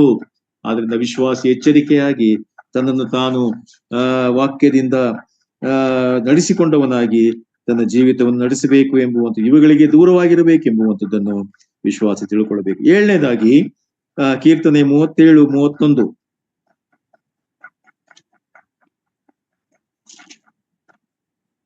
ದೇವರ ಧರ್ಮೋಪದೇಶವು ಅವನ ಹೃದಯದಲ್ಲಿರುವುದು, ಅವನು ಜಾರುವುದೇ ಇಲ್ಲ. ದೇವರ ಧರ್ಮೋಪದೇಶವು ಎಲ್ಲಿದೆ, ಅವನ ಹೃದಯದಲ್ಲಿ ಇರುವುದರಿಂದ ಏನಾಗ್ತದಂತೆ, ಅವನು ಜಾರುವುದೇ ಇಲ್ಲ, ಅವನು ಜಾರುವುದೇ ಇಲ್ಲ, ಬೀಳುವುದಿಲ್ಲ ಅವನು. ಆದ್ರಿಂದ ವಿಶ್ವಾಸಿ ಸ್ಪಷ್ಟವಾಗಿ ಅರ್ಥ ಮಾಡಿಕೊಳ್ಳಬೇಕು ವಾಕ್ಯವನ್ನು. ಏನದು, ನಿಂತಿದ್ದೇನೆ ಎಂಬುದಾಗಿ ಹೇಳುವನು ಬೀಳದಂತೆ ಎಚ್ಚರಿಕೆಯಾಗಿರಲಿ. ನೋಡ್ರಿ, ಒಬ್ಬ ವಿಶ್ವಾಸಿಯನ್ನು, ಒಬ್ಬ ದೇವರ ಮನುಷ್ಯನನ್ನು ಪಾಪದಕ್ಕೆ ಬೀಳಿಸ್ಲಿಕ್ಕೆ ಶೋಧನೆಯು ಬರುವಂತ ಸಂಗತಿಗಳು ಅನೇಕ ವಿಧವಾದಂತ ಶೋಧನೆಗಳು ಅವು ಆಗಿರುತ್ತವೆ. ನಿಂತಿದ್ದೇನೆ ಎಂಬುದಾಗಿ ಹೇಳುವಂತವನು ಅವನು ಬೀಳದಂತೆ ಎಚ್ಚರಿಕೆಯಾಗಿರಲಿ. ಬೀಳುವಂತ ಸಂಗತಿಗಳನ್ನು ಸೈತಾನ ತಂದು ಒಡ್ಡುವಂತವನು ಆತನಾಗಿರ್ಬೋದು. ನೋಡ್ರಿ, ಅದು ಹಣದಾಸೆ, ಅದು ಆಸ್ತಿ, ಬೇರೆ ಬೇರೆ ಸಂಗತಿಗಳು ಅವುಗಳು ಇರಬಹುದು. ಅದಕ್ಕೆ ತನ್ನನ್ನು ತಾನು ಒಪ್ಪಿಸಿಕೊಟ್ಟವನಾಗಿ ತನ್ನ ಭಕ್ತಿಯನ್ನು ಅವನು ಭಕ್ತಿಹೀನತೆಗೆ ಹೋಗುವಂತ ಸ್ಥಿತಿ ಅವನಿಗೆ ಉಂಟಾಗುತ್ತದೆ. ಆದ್ರಿಂದ ಪ್ರಿಯರೇ, ಎಚ್ಚರಿಕೆಯನ್ನು ನಾವು ತಂದುಕೊಳ್ಳೋಣ. ನಾವು ಪ್ರಕಟಣೆ 3:10 ಓದಿ ಸಿಸ್ಟರ್. ಪ್ರಕಟಣೆ 3:10. ನೀನು ನನ್ನ ಸಹನಾ ವಾಕ್ಯವನ್ನು ಕಾಪಾಡಿದ್ದರಿಂದ ಭೂ ನಿವಾಸಿಗಳನ್ನು ಪರೀಕ್ಷಿಸುವುದಕ್ಕಾಗಿ ಲೋಕದ ಮೇಲೆಲ್ಲ ಬರುವುದಕ್ಕಿರುವ ಶೋಧನೆಯ ಸಮಯದಲ್ಲಿ ನಿನ್ನನ್ನು ತಪ್ಪಿಸಿ ಕಾಪಾಡುವೆನು. ಏನಂತೆ ನೋಡ್ರಿ, ಅವನು ನೀನು ದ ಇಂಡ್ವೆಲಿಂಗ್ ವರ್ಡ್ ಅಂದ್ರೆ ನಮ್ಮಲ್ಲಿರ್ತಕ್ಕಂಥ ದೇವರ ವಾಕ್ಯ ನಮ್ಮ ಹೃದಯದಲ್ಲಿ ನಾವು ಇಟ್ಟುಕೊಂಡಿರುವುದರಿಂದ ಬರುವಂತ ಶೋಧನೆಗಳನ್ನು ನಾವು ತಾಳ್ಮೆಯಿಂದ ನಾವು ಅದನ್ನು ಅನುಭವಿಸಿ ಸಹಿಸಿಕೊಂಡವರಾಗಿ ನೋಡ್ರಿ, ನಮ್ಮ ಆತ್ಮಿಕ ಜೀವಿತವನ್ನು ಕಾಪಾಡಿಕೊಂಡು ಹೋಗುವಂತಹ ಒಂದು ಅದ್ಭುತವಾದ ಜೀವಿತದ ಕುರಿತಾಗಿ ನೋಡ್ರಿ ಆ ವಾಕ್ಯ ಅಲ್ಲಿ ಮಾತನಾಡುವಂಥದ್ದು ಅದು ಆಗಿರುತ್ತದೆ. ಆದ್ರಿಂದ ಹೇಗೆ ಹೌ ಟು ಓವರ್ಕಮ್ ಟೆಂಪ್ಟೇಷನ್ಸ್, ಅದರಿಂದ ನಾವು ಒಂದೊಂದಾಗಿ ವಾಕ್ಯವನ್ನು ನಾವು ನೋಡುತ್ತಾ ಬಂದಿದ್ದೇವೆ. 8ನೇದಾಗಿ ಮತ್ತಾಯ 26:41.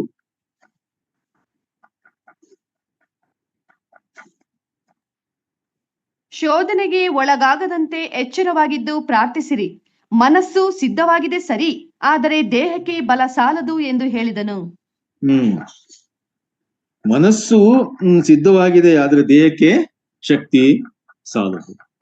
ಎಷ್ಟೋ ಸಾರಿ ಈ ರೀತಿಯಲ್ಲಿ ಒಂದು ವಿಶ್ವಾಸ ಜೀವಿತದಲ್ಲಿ ಆಲಸ್ಯ, ಸೋಮಾರಿತನ, ಅಸಡ್ಡೆ,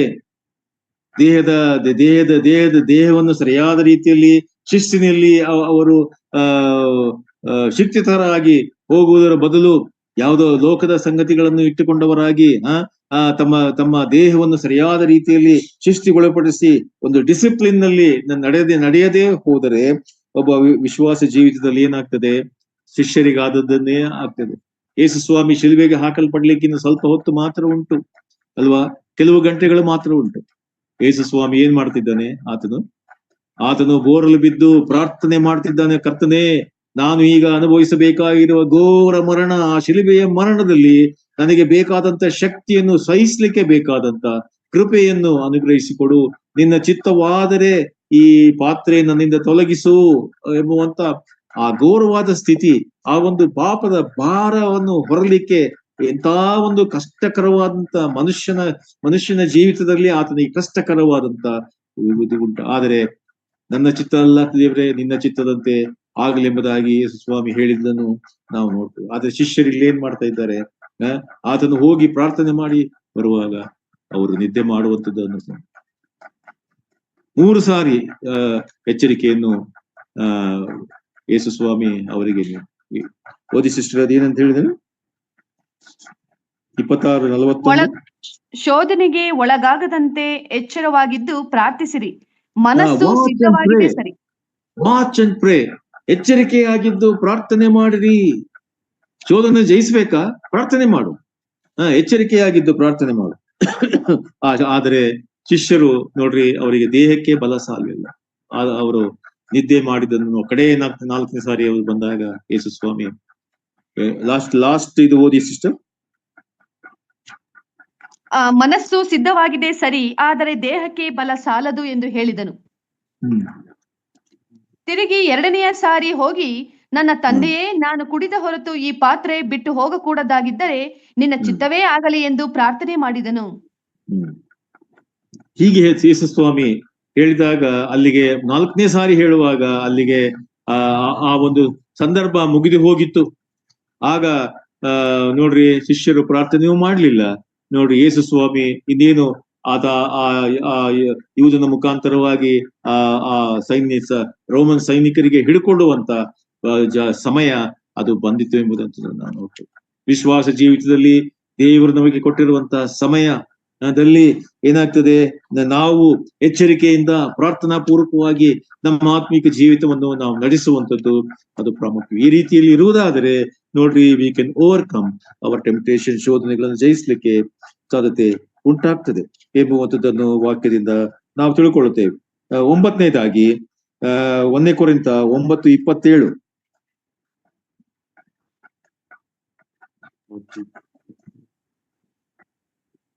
ಇತರರನ್ನು ಹೋರಾಟಕ್ಕೆ ಕರೆದ ಮೇಲೆ ನಾನೇ ಅಯೋಗ್ಯನೆಂದೆನಿಸಿಕೊಂಡೇನೋ ಎಂಬ ಭಯದಿಂದ ನನ್ನ ಮೈಯನ್ನು ಜಜ್ಜಿ ಸ್ವಾಧೀನಪಡಿಸಿಕೊಳ್ಳುತ್ತೇನೆ. ಏನಂತೆ ಪೌಲನ್ನು ಹೇಳ್ತಕ್ಕಂತ ಮಾತು ಓದಿ ಸಿಸ್ಟರ್ ಇನ್ನೊಂದ್ಸಾರಿ. ಇತರರನ್ನು ಹೋರಾಟಕ್ಕೆ ಕರೆದ ಮೇಲೆ ನಾನೇ ಅಯೋಗ್ಯನೆನಿಸಿಕೊಂಡೇನೋ ಎಂಬ ಭಯದಿಂದ ನನ್ನ ಮೈಯನ್ನು ಜಜ್ಜಿ ಸ್ವಾಧೀನಪಡಿಸಿಕೊಳ್ಳುತ್ತೇನೆ. ಏನ್ ಮಾಡ್ತಾ ಇದ್ದಾನೆ? ತನ್ನ ಮೈಯನ್ನು ಜಜ್ಜಿ ಸ್ವಾಧೀನಪಡಿಸಿಕೊಳ್ತಾ ಇದ್ದಾನೆ. The disciplining the body.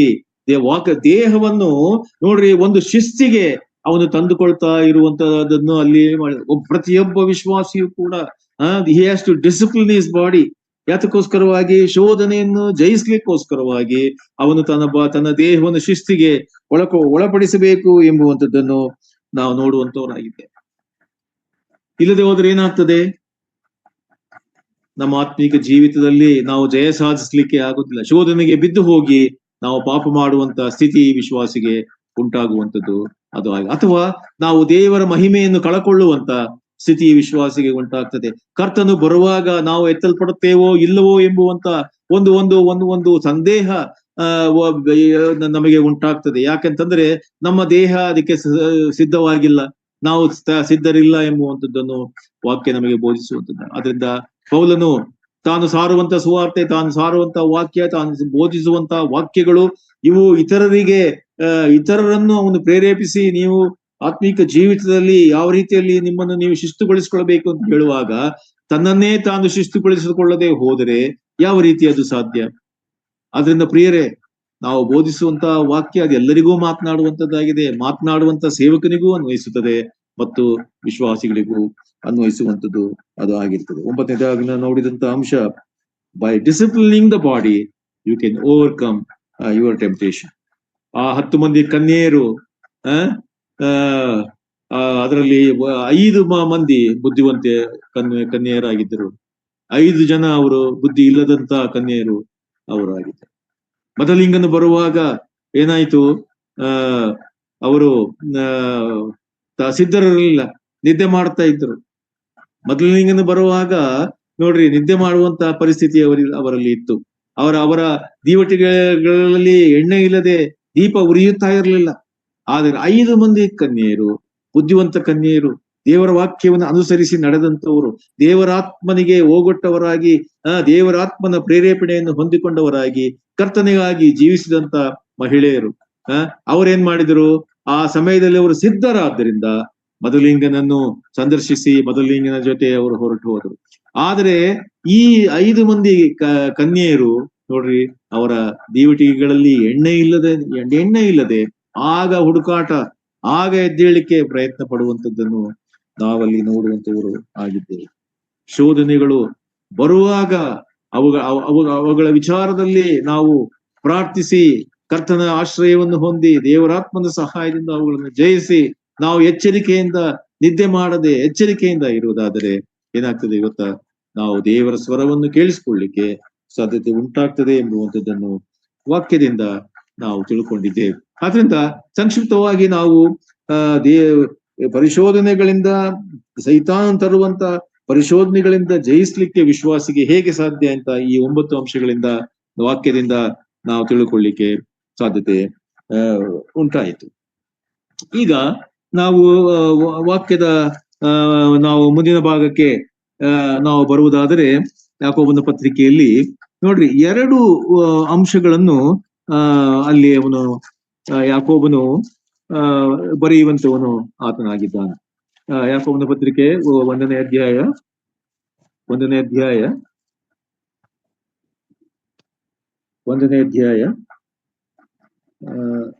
3ನೇ ವಚನ, ನನ್ನ ಸಹೋದರರೇ, ನಿಮ್ಮ ನಂಬಿಕೆಗೆ ಆಗುವ ಪರಿಶೋಧನೆಯು ತಾಳ್ಮೆಯನ್ನುಂಟು ಮಾಡುತ್ತದೆಂದು ತಿಳಿದು ನೀವು ನಾನಾ ವಿಧವಾದ ಕಷ್ಟಗಳಲ್ಲಿ ಬಿದ್ದಿರುವಾಗ ಅದನ್ನು ಕೇವಲ ಆನಂದಕರವಾದದ್ದೆಂದು ಎಣಿಸಿರಿ. ಸಾಕು. ಆಮೇಲೆ 5ನೇ ಅಧ್ಯಾಯ 5ನೇ ವಚನ, ನಿಮ್ಮಲ್ಲಿ ಯಾವನಿಗಾದರೂ ಜ್ಞಾನ ಕಡಿಮೆಯಾಗಿದ್ದರೆ ಅವನು ದೇವರನ್ನು ಕೇಳಿಕೊಳ್ಳಲಿ, ಅದು ಅವನಿಗೆ ದೊರಕುವುದು. ದೇವರು ಹಂಗಿಸದೆ ಎಲ್ಲರಿಗೂ ಉದಾರ ಮನಸ್ಸಿನಿಂದ ಕೊಡುವವನಾಗಿದ್ದಾನೆ. ಸಾಕು. ನೋಡ್ರಿ, ಇಲ್ಲಿ 2 ಅಂಶಗಳು. ಒಂದು ತಾಳ್ಮೆ ಕುರಿತಾಗಿ ಯಾಕೋಬನು ಮಾತನಾಡುವಂತವನಾಗಿದ್ದಾನೆ. ಆಮೇಲೆ 5ನೇ ವಚನದಲ್ಲಿ ಜ್ಞಾನದ ಕುರಿತಾಗಿ, ವಿಸ್ಡಮ್ ಎಂಬುದಾಗಿ, ಆ ದೇವರ ಜ್ಞಾನ, ದೇವರ ವಾಕ್ಯದ ಜ್ಞಾನ ಕುರಿತಾಗಿ ಯಾಕೋಬನು ಮಾತನಾಡುವಂತವನು ಆತನಾಗಿದ್ದಾನೆ. ಈ ವಿಷಯಗಳು ಇದು ನೇರವಾಗಿ ವಿಶ್ವಾಸ ಜೀವಿತಕ್ಕೆ ಅನ್ವಯಿಸುವಂತವುಗಳು ಆಗಿವೆ, ವಿಶ್ವಾಸ ಜೀವಿತದ ಬೆಳವಣಿಗೆಗೆ ಅನ್ವಯಿಸುವಂತವುಗಳು ಆಗಿವೆ. ವಿಶ್ವಾಸ ಜೀವಿತದಲ್ಲಿ ಈ ಗುಣಲಕ್ಷಣಗಳು ವಿಶ್ವಾಸ ಜೀವಿತದಲ್ಲಿ ಇರುವಂತದ್ದಾಗಿದೆ. ಜ್ಞಾನವು, ದೇವರ ವಾಕ್ಯದ ಜ್ಞಾನವು ನಮ್ಮನ್ನು ಸರಿಯಾದ ಆತ್ಮೀಕ ಜೀವಿತ ನೆಟ್ಟನೇ ದಾರಿಯಲ್ಲಿ ನಮ್ಮ ನಡೆಸಿ ದೇವರ ಜ್ಞಾನವನ್ನು, ವಾಕ್ಯದ ಜ್ಞಾನವನ್ನು ನಾವು ಹೊಂದಿಕೊಂಡವರಾಗಿ ಕರ್ತನ ಮಾರ್ಗದಲ್ಲಿ ನಡೆಯಲಿಕ್ಕೆ ಬೇಕಾದಂತ ಮಾರ್ಗದರ್ಶನವನ್ನು ವಾಕ್ಯವು ನಮಗೆ ತಿಳಿಸುವಂತದ್ದಾಗಿದೆ. ತಾಳ್ಮೆ ಎಂಬುದಾಗಿ ಹೇಳುವಾಗ ತಾಳ್ಮೆ ಕುರಿತಾಗಿ ನಾವು ಅನೇಕ ಅಂಶಗಳನ್ನು ವಾಕ್ಯದಲ್ಲಿ ನಾವು ಧ್ಯಾನ ಮಾಡ್ಲಿಕ್ಕೆ ಸಾಧ್ಯತೆ ಉಂಟು. ಅದಕ್ಕೆ ಯಾಕೋಬನು ಹೇಳ್ತಕ್ಕಂತ ಮಾತು, ನಿಮ್ಮ ನಂಬಿಕೆಗೆ ಆಗುವ ಪರಿಶೋಧನೆಯು ತಾಳ್ಮೆಯನ್ನು ಉಂಟು ಮಾಡುತ್ತದೆಂದು ತಿಳಿದು ನೀವು ನಾನಾ ವಿಧವಾದ ಕಷ್ಟಗಳಲ್ಲಿ ಬಿದ್ದಿರುವಾಗ ಅದನ್ನು ಕೇವಲ ಆನಂದಕರವಾದದನ್ನು ಎಣಿಸಿರಿ. ಆ ತಾಳ್ಮೆಯು ಸಿದ್ಧಿಗೆ ಬರಲಿ. ಆಗ ನೀವು ಶಿಕ್ಷಿತರು, ಸುಗುಣವುಳ್ಳವರು, ಏನೂ ಕಡಿಮೆ ಇಲ್ಲದವರು ಆಗುವಿರಿ ಎಂಬುವಂಥದ್ದನ್ನು ವಾಕ್ಯ ಸ್ಪಷ್ಟವಾಗಿ ತಿಳಿಸುತ್ತೆ. ಈ ತಾಳ್ಮೆ ಎಂಬುದಾಗಿ ನಾವು ಹೇಳುವಾಗ ಅದರ ಅರ್ಥ ಏನೆಂಬುದಾಗಿ ಹೇಳುವಾಗ the ability to bear trials without grumbling ಎಂಬುದಾಗಿ ಅದರ ಅರ್ಥ. ಅಂತಂದ್ರೆ the ability to bear trials without grumbling. ನಾವು ಗುಣಗುಟ್ಟು ಶೋಧನೆಗಳು, ಪರಿಶೋಧನೆಗಳು ವಿಶ್ವಾಸ ಜೀವಿತದಲ್ಲಿ ಬರುವಾಗ ನಮ್ಮಲ್ಲಿ ನಾವು ಗುಣಗುಟ್ಟದೆ ತಾಳ್ಮೆ ಬರುವಂತ ಪರಿಶೋಧನೆಗಳನ್ನು ಅವುಗಳನ್ನು ನಾವು ತಾಳ್ಮೆಯಿಂದ ಸಹಿಸಿಕೊಳ್ಳುವಂತ ಒಂದು ಒಂದು ಒಂದು ಗುಣ ಒಂದು ಗುಣ, ಒಂದು ಲಕ್ಷಣ ವಿಶ್ವಾಸ ಜೀವಿತದಲ್ಲಿ ಇರುವಂತದ್ದು ಅದಾಗಿರುತ್ತದೆ. Ability to bear trials without grumbling ಎಂಬುವಂಥದ್ದನ್ನು ಎಂಬ ಅರ್ಥ ನೋಡ್ರಿ, ಅದು ಕೊಡುವಂಥದ್ದು ಅದು ಆಗಿರ್ತದೆ. ಅದರಿಂದ ತಾಳ್ಮೆ ವಿಶ್ವಾಸ ಜೀವಿತದಲ್ಲಿ ಪ್ರಾಮುಖ್ಯವಾದ ಒಂದು ಗುಣ ಎಂಬುವಂಥದ್ದನ್ನು ವಿಶ್ವಾಸಿ ಸ್ಪಷ್ಟವಾಗಿ ತಿಳ್ಕೊಳ್ಬೇಕು. ಇದು ವಿಶ್ವಾಸಿಗೆ ತನ್ನದೇ ಆದಂತ ಒಂದು ನ್ಯಾಚುರಲ್ ಆಗಿ ಬರುವಂತ ಒಂದು ಗುಣಲಕ್ಷಣ ಅಲ್ಲ. ಅದು ವಿಶ್ವಾಸ ಒಬ್ಬ ಮನುಷ್ಯನಲ್ಲಿ ಇರ್ಲಿಕ್ಕೆ ಸಾಧ್ಯತೆ ಇಲ್ಲ. ಕೆಲವು ಪರ್ಸೆಂಟೇಜ್ ಇದ್ರೂ ಇರ್ಬೋದು. ಆದರೆ ಮನುಷ್ಯನ ಜೀವಿತದಲ್ಲಿ ಈ ತಾಳ್ಮೆ ಎಂಬುವಂಥದ್ದನ್ನು ಹುಟ್ಟಿಸುವವನು, ಪೂರೈಸುವವನು ದೇವರೇ ಆಗಿದ್ದಾನೆ ಎಂಬುವಂಥದ್ದನ್ನು ನಾವು ಸ್ಪಷ್ಟವಾಗಿ ಅರ್ಥ ಮಾಡಿಕೊಳ್ಳಬೇಕಾಗಿ ನಾವು ತಿಳ್ಕೊಳ್ಬೇಕು. ಇಬ್ರಿಯ 10:36 ಓದಿ. ಇಬ್ರಿಯ 10:36. ದೇವರ ಚಿತ್ತವನ್ನು ನೆರವೇರಿಸಿ ವಾಗ್ದಾನದ ಫಲವನ್ನು ಹೊಂದಬೇಕಾದರೆ ನಿಮಗೆ ತಾಳ್ಮೆ ಬೇಕು. ದೇವರ ಚಿತ್ತವನ್ನು ನೆರವೇರಿಸಿ ವಾಗ್ದಾನದ ಫಲವನ್ನು ಹೊಂದಬೇಕಾದರೆ ನಿಮಗೆ ತಾಳ್ಮೆ ಬೇಕು. ನೋಡಿ, ಇದು ದೇವರ ಚಿತ್ತವನ್ನು ನೆರವೇರಿಸಿ ನೀವು ವಾಗ್ದಾನದ ಫಲವನ್ನು ಪಡೆಕೊಳ್ಳಬೇಕಾದ್ರೆ ಏನ್ ಬೇಕಂತ ಅವ್ರಿಗೆ? ನಾವು ತಾಳ್ಮೆ ಬೇಕು. ಪ್ರಾಮುಖ್ಯವಾಗಿ ವಿಶ್ವಾಸಿ ಯಾವುದೋ ಒಂದು ರೀತಿಯಲ್ಲಿ ಆಗೋಯ್ತು, ನಾನು ರಕ್ಷಣೆಯನ್ನು ಹೊಂದಿದ್ದೇನೆ, ಆಗೋಯ್ತು, ನಾನು ಪರಲೋಕಕ್ಕೆ ಹೋಗ್ತೇನೆ, ಹೇಗಾದ್ರೂ ನಾನು ಜೀವಿಸ್ಲಿಕ್ಕೆ ಸಾಧ್ಯ ಉಂಟೆಂಬುದಾಗಿ ಹೇಳಿಕೊಳ್ಳುವುದಾದರೆ ಅದು ತಪ್ಪಾದ ಒಂದು ಯೋಚನೆ, ತಪ್ಪಾದ ಮಾರ್ಗ ಅದು ಆಗಿರುತ್ತದೆ. ಪ್ರತಿನಿತ್ಯದಲ್ಲಿ ವಿಶ್ವಾಸಿ ತನ್ನ ರಕ್ಷಣೆಯನ್ನು ಸಾಧಿಸಿಕೊಳ್ಳಬೇಕು. ಪ್ರತಿನಿತ್ಯದಲ್ಲಿ ಆತನು ಆ ಒಂದು ತಾಳ್ಮೆಯನ್ನು ಹೊಂದಿಕೊಂಡವನಾಗಿ, ತಾಳ್ಮೆಯನ್ನು ತನ್ನ ಜೀವಿತದಲ್ಲಿ ಅಭ್ಯಾಸಕ್ಕೆ ತಂದವನಾಗಿ ಆತನು ತನ್ನ ರಕ್ಷಣೆಯನ್ನು ಸಾಧಿಸಿಕೊಳ್ಳಬೇಕು. ಇದು ಪ್ರಾಮುಖ್ಯವಾದ ಸಂಗತಿಯಾಗಿರುತ್ತದೆ ಎಂಬುದನ್ನು ವಿಶ್ವಾಸಿ ತಿಳ್ಕೊಳ್ಳಬೇಕು. ವಾಗ್ದತ್ತದ ಫಲವನ್ನು ಪಡ್ಕೊಳ್ಳುವಂಥದ್ದು ಬಹಳ ಮುಂದೆ ಇದೆ. ಆದ್ರೆ ವಿಶ್ವಾಸಿ ಜೀವಿತದ ಹಂತದಲ್ಲಿ, ದಾರಿಯಲ್ಲಿ ನಾವು ಎಷ್ಟರ ಮಟ್ಟಿಗೆ ಈ ತಾಳ್ಮೆ ವಿಶ್ವಾಸ ಜೀವಿತದಲ್ಲಿ ಅವಶ್ಯಕವಾಗಿದೆ ಎಂಬುವಂಥದ್ದನ್ನು ನಾವು ತಿಳ್ಕೊಳ್ಬೇಕು. ಆದ್ರಿಂದ ನಾವು ಈ ವಿಷಯವನ್ನು ಸ್ಪಷ್ಟವಾಗಿ ಅರ್ಥ ಮಾಡಿಕೊಳ್ಳೋಣ. ಕೊಲಸೆ 1:11.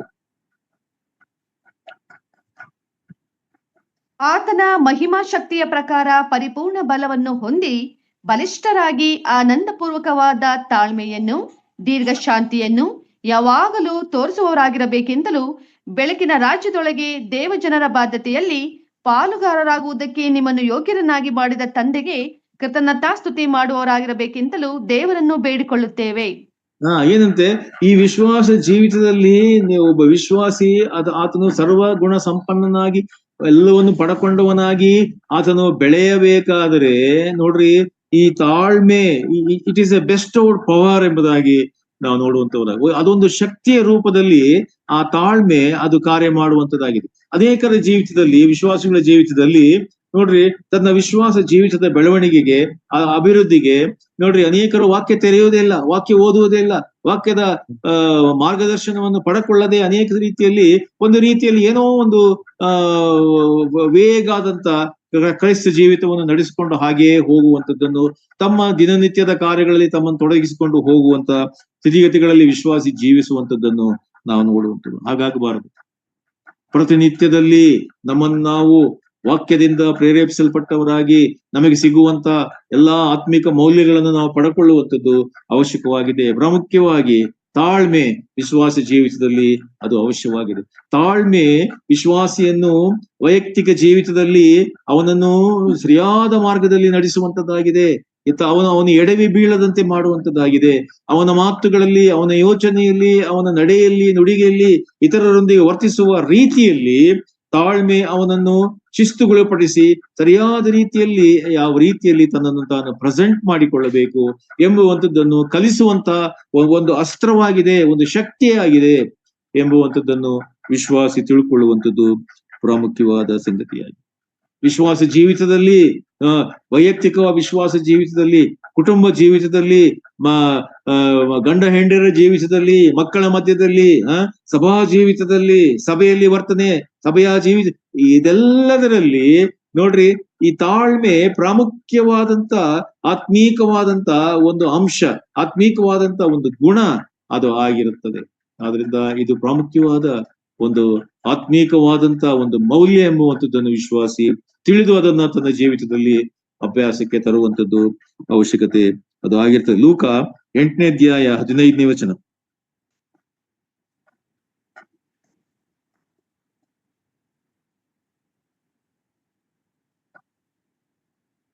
ಮತ್ತೆ ಕೆಲವರು ವಾಕ್ಯವನ್ನು ಕೇಳಿ ಸುಗುಣ ಉಳ್ಳ ಒಳ್ಳೆಯ ಹೃದಯದಲ್ಲಿ ಇಟ್ಟುಕೊಂಡು ತಾಳ್ಮೆಯಿಂದ ಫಲವನ್ನು ಕೊಡುತ್ತಾರೆ. ಇವರೇ ಬೀಜ ಬಿದ್ದ ಒಳ್ಳೆಯ ನೆಲವಾಗಿರುವವರು. ಒಳ್ಳೆಯ ನೆಲದಲ್ಲಿ ಬಿದ್ದಂತ ಬೀಜ ಹೇಗೆ ಯಾತಕ್ಕೆ ಅದು ಫಲದಾಯಕವಾಯಿತು? ಯಾಕೆ ಅದು ಫಲದಾಯಕವಾಯಿತು? ಓದಿ ಸಿಸ್ಟರ್ ಅದು. ಮತ್ತೆ ಕೆಲವರು ವಾಕ್ಯವನ್ನು ಕೇಳಿ ಸುಗುಣವುಳ್ಳ ಒಳ್ಳೆಯ ಹೃದಯದಲ್ಲಿ ಇಟ್ಟುಕೊಂಡು ತಾಳ್ಮೆಯಿಂದ ಫಲವನ್ನು ಕೊಡುತ್ತಾರೆ. ನೋಡ್ರಿ, ಫಲ ಕೊಡಬೇಕಾದರೆ ವಿಶ್ವಾಸ ಜೀವಿತದಲ್ಲಿ, ಕ್ರೈಸ್ತ ಜೀವಿತದಲ್ಲಿ ತಾಳ್ಮೆ ಪ್ರಾಮುಖ್ಯವಾದದ್ದು ಎಂಬುವಂಥದ್ದನ್ನು ನಾವು ಸ್ಪಷ್ಟ ಮಾಡಿಕೊಳ್ಳಬೇಕು. ಅವಸರ ಮಾಡಿ ಹಂಗೆ ಹೀಗೆ ಆ ರೀತಿಯಲ್ಲಿ ಈ ರೀತಿಯಲ್ಲಿ ನಾನು ಅದು ಮಾಡ್ತೇನೆ ಇದು ಮಾಡ್ತೇನೆ, ಓವರ್ ನೈಟ್ ನಾನು I will become preacher, over night ನಾನು ಈ ರೀತಿಯಲ್ಲಿ ಆಗ್ಬಿಡ್ತೇನೆ ಎಂಬುವಂತ ಸಂಗತಿಗಳಿಲ್ಲ.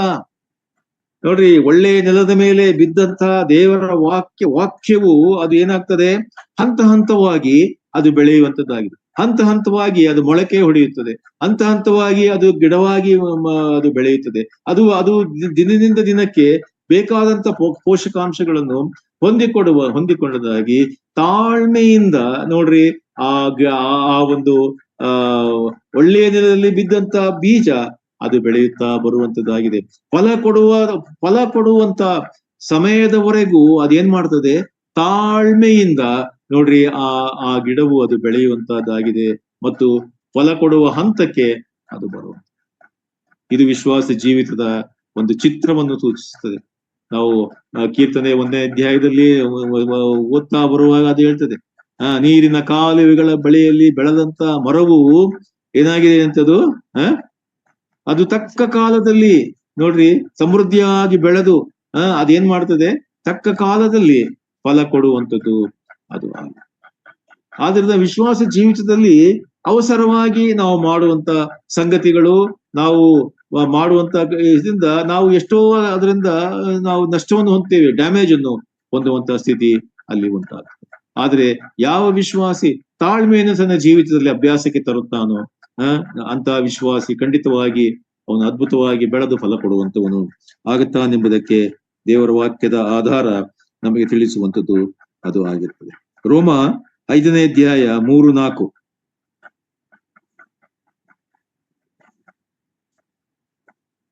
ಇದು ಮಾತ್ರವಲ್ಲದೆ ನಮಗೆ ಉಂಟಾಗುವ ಉಪದ್ರವಗಳಲ್ಲಿಯೂ ಉಲ್ಲಾಸವಾಗಿದ್ದೇವೆ. ಯಾಕೆಂದರೆ ಉಪದ್ರವದಿಂದ ತಾಳ್ಮೆ ಹುಟ್ಟುತ್ತದೆ, ತಾಳ್ಮೆಯಿಂದ ಅನುಭವ ಸಿದ್ಧಿ ಹುಟ್ಟುತ್ತದೆ, ಅನುಭವದಿಂದ ನಿರೀಕ್ಷಣ ಹುಟ್ಟುತ್ತದೆಂದು ಬಲ್ಲೆವು. ನೋಡ್ರಿ ಎಷ್ಟು ಸ್ಪಷ್ಟವಾಗಿ ಬರೆಯಲ್ಪಟ್ಟಿದೆ. ಅದಕ್ಕೆ ಇಲ್ಲಿ ನಾವು ಯಾಕೋಬನು ಹೇಳ್ತಕ್ಕಂತ ಮಾತು ಏನಂತಂದ್ರೆ, ತಾಳ್ಮೆ ನೋಡ್ರಿ, ನಿಮ್ಮ ನಂಬಿಕೆಗಾಗುವ ಪರಿಶೋಧನೆಯು ತಾಳ್ಮೆಯನ್ನುಂಟು ಮಾಡುತ್ತದೆಂದು ತಿಳಿದು ನೀವು ನಾನಾ ವಿಧವಾದ ಕಷ್ಟಗಳಲ್ಲಿ ಬಿದ್ದಿರುವಾಗಲೂ ಅದನ್ನು ಕೇವಲ ಆನಂದಕರವಾದ ನೆನೆಸಿರಿ. ಆ ತಾಳ್ಮೆಯು ಸಿದ್ಧಿಗೆ ಬರಲಿ. ಅಂದ್ರೇನು? ತಾಳ್ಮೆಯು it has to come to a perfection ಅಂತಂದ್ರೆ ಸರಿಯಾದ ಸಿದ್ಧಿಗೆ ಅದು ವಿಶ್ವಾಸ ಜೀವಿತದಲ್ಲಿ ಬರುತ್ತಾ ಇರುವುದಾದ್ರೆ ಏನಾಗ್ತದೆ ಗೊತ್ತಾ? ಅವನ ಜೀವಿತದಲ್ಲಿ ಶಿಕ್ಷಿತನಾಗ್ತಾನೆ, ಸರ್ವ ಸುಗುಣವುಳ್ಳವನಾಗ್ತಾನೆ. ಏನು ಕಡಿಮೆ ಇಲ್ಲದಂತಹ ಸ್ಥಿತಿಗೆ ಒಬ್ಬ ವಿಶ್ವಾಸಿ ಬರಲಿಕ್ಕೆ ಅದು ಸಾಧ್ಯವಾಗ್ತದೆ ಎಂಬುವಂಥದ್ದನ್ನು ವಾಕ್ಯ. ಉಪದ್ರವಗಳು ಬರುವಾಗ ಈ ತಾಳ್ಮೆಯು ಅವನ ಜೀವಿತದಲ್ಲಿ ಕಾರ್ಯ ಮಾಡುವಂತದ್ದಾಗಿದೆ ಎಂಬುವಂಥದ್ದನ್ನು ವಾಕ್ಯ ನಮಗೆ ತಿಳಿಸು. ಅದರಿಂದ ನಮ್ಮ ನಂಬಿಕೆಯು ಕರ್ತನಲ್ಲಿ ಸದೃಢಗೊಳ್ಳಬೇಕಾದರೆ ತಾಳ್ಮೆ ನಮ್ಮ ಜೀವಿತದಲ್ಲಿ ಅದು ಬಹಳ ಅಗತ್ಯ ಎಂಬುವಂಥದ್ದನ್ನು ವಿಶ್ವಾಸಿ ತಿಳ್ಕೊಳ್ಳುವಂಥದ್ದು ಅವಶ್ಯಕವಾಗಿದೆ ಎಂಬುವಂಥದ್ದನ್ನು ಸ್ಪಷ್ಟವಾಗಿ ನಾವು ಗ್ರಹಿಸಿಕೊಳ್ಳಬೇಕು. ಆದ್ರಿಂದ ಪ್ರಿಯರೇ, ಇವತ್ತು ನಾವು ನೋಡಿದಂತ ಕೆಲವು ಅಂಶಗಳಲ್ಲಿ ನಾವು ಪರೀಕ್ಷಿಸಿಕೊಳ್ಳೋಣ. ಮುಂದಿನ ಭಾಗವನ್ನು ನಾವು ಮುಂದಿನ ವಾರದಲ್ಲಿ ನಾವು ಮುಂದುವರೆಸೋಣ. ಮತ್ತು ಈಗ ಕೇಳಿದಂತ ವಾಕ್ಯದ ಅಡಿಯಲ್ಲಿ ವಿಶ್ವಾಸಿಗಳಾದ ನಾವು ನನ್ನಲ್ಲಿ ಎಷ್ಟರ ಮಟ್ಟಿಗೆ ನಾನು ಬರುವಂತ ಕೆಟ್ಟ ಶೋಧನೆಗಳು, ಸೈತಾನದಿಂದ ತರುವಂತ ಅನೇಕ ಉಪದ್ರವಗಳು, ಇವುಗಳಿಂದ ನಾನು ಬಿಡುಗಡೆಯನ್ನು ಹೊಂದಿದ್ದೇನೆ, ಅಥವಾ ಇದರಲ್ಲಿ ನಾನು ಸಿಕ್ಕಿ ಹಾಕಿಕೊಂಡು ನರಳುತ್ತಾ ಇದ್ದೇನೋ, ಇದರಿಂದ ಬಿಡುಗಡೆಯಾಗುವಂತ ಸ್ಥಿತಿ ನನ್ನಲ್ಲಿ ಇನ್ನೂ ಇಲ್ಲವೋ ಎಂಬುದಾಗಿ ಹೇಳುವಾಗ ಕರ್ತನ ಕಡೆಗೆ ಹೋಗ್ರಿ, ಪ್ರಾರ್ಥನೆ ಮಾಡ್ರಿ, ದೇವರ ಆತ್ಮನ ನಡೆಸುವಿಕೆ ನೋಡಿ, ವಾಕ್ಯದ ಪ್ರಕಾರವಾಗಿ ನೀವು ಸಮರ್ಪಿಸಿಕೊಳ್ಳಿರಿ, ಕರ್ತನಿಗಾಗಿ ನೀವು ಜೀವಿಸಿರಿ. ಈ ಶೋಧನೆಗಳಿಂದ ಬಿಡುಗಡೆಯನ್ನು ಹೊಂದಿ ಕರ್ತನಿಗಾಗಿ ಮುಂದುವರಿಲಿಕ್ಕೆ ದೇವರು ನಿಮ್ಮನ್ನು ಆಶೀರ್ವಾದ ಮಾಡಲಿ. ಈ ಒಂದು ತಾಳ್ಮೆ ನಮ್ಮ ಜೀವಿತದಲ್ಲಿ ಪ್ರಾಮುಖ್ಯವಾದ ಸಂಗತಿಯಾಗಿದೆ. ವಿಶ್ವಾಸ ಜೀವಿತದಲ್ಲಿ ಇಲ್ಲದೆ ಹೋದರೆ ನಮ್ಮಲ್ಲಿ ತಾಳ್ಮೆ ಎಷ್ಟು ಕಡಿಮೆ ಆಗ್ತದೋ ಅಷ್ಟರ ಮಟ್ಟಿಗೆ ನಮ್ಮಲ್ಲಿ ಕೋಪ, ಕ್ರೋಧ, ರೌದ್ರತೆ ಮತ್ತು ದುರ್ಭಾಷೆ ಇವೆಲ್ಲವುಗಳು ಹೆಚ್ಚಾಗುವಂತವುಗಳು ಆಗಿವೆ. ತಾಳ್ಮೆ ನಮ್ಮ ಜೀವಿತದಲ್ಲಿ ಒಂದು ರೀತಿಯಲ್ಲಿ ಅದು ಶಕ್ತಿಯುತವಾಗಿ ನಮ್ಮಲ್ಲಿ ಕಾರ್ಯ ಮಾಡುತ್ತಾ ನಮ್ಮನ್ನು ಅದು ಕಂಟ್ರೋಲ್ ಮಾಡುತ್ತಾ ನಮ್ಮನ್ನು ತೆಗೆದುಕೊಂಡು ಹೋಗುವುದಾದರೆ ಈ ಎಲ್ಲಾ ಬೇಡವಾದ ಅಂಶಗಳು ನಮ್ಮಿಂದ ದೂರವಾಗ್ಲಿಕ್ಕೆ ಅದು ಸಾಧ್ಯತೆ ಉಂಟಾಗ್ತದೆ. ಅದರಿಂದ ದೇವರು ನಮಗೆ ಹೆಚ್ಚಾದಂತ ಆತ್ಮಿಕವಾದಂತ ಬಲವನ್ನು ಕೊಡ್ಲಿ ಎಂಬುದಾಗಿ ನಾನು ಪ್ರಾರ್ಥಿಸುವಂತವನಾಗಿದ್ದೇನೆ. ದೇವರು ಈ ಅಧ್ಯಯನವನ್ನು ಆಶೀರ್ವದಿಸಿ ನಡೆಸಲಿ. ದೇವರ ನಾಮಕ್ಕೆ ಸ್ತೋತ್ರವಾಗಲಿ.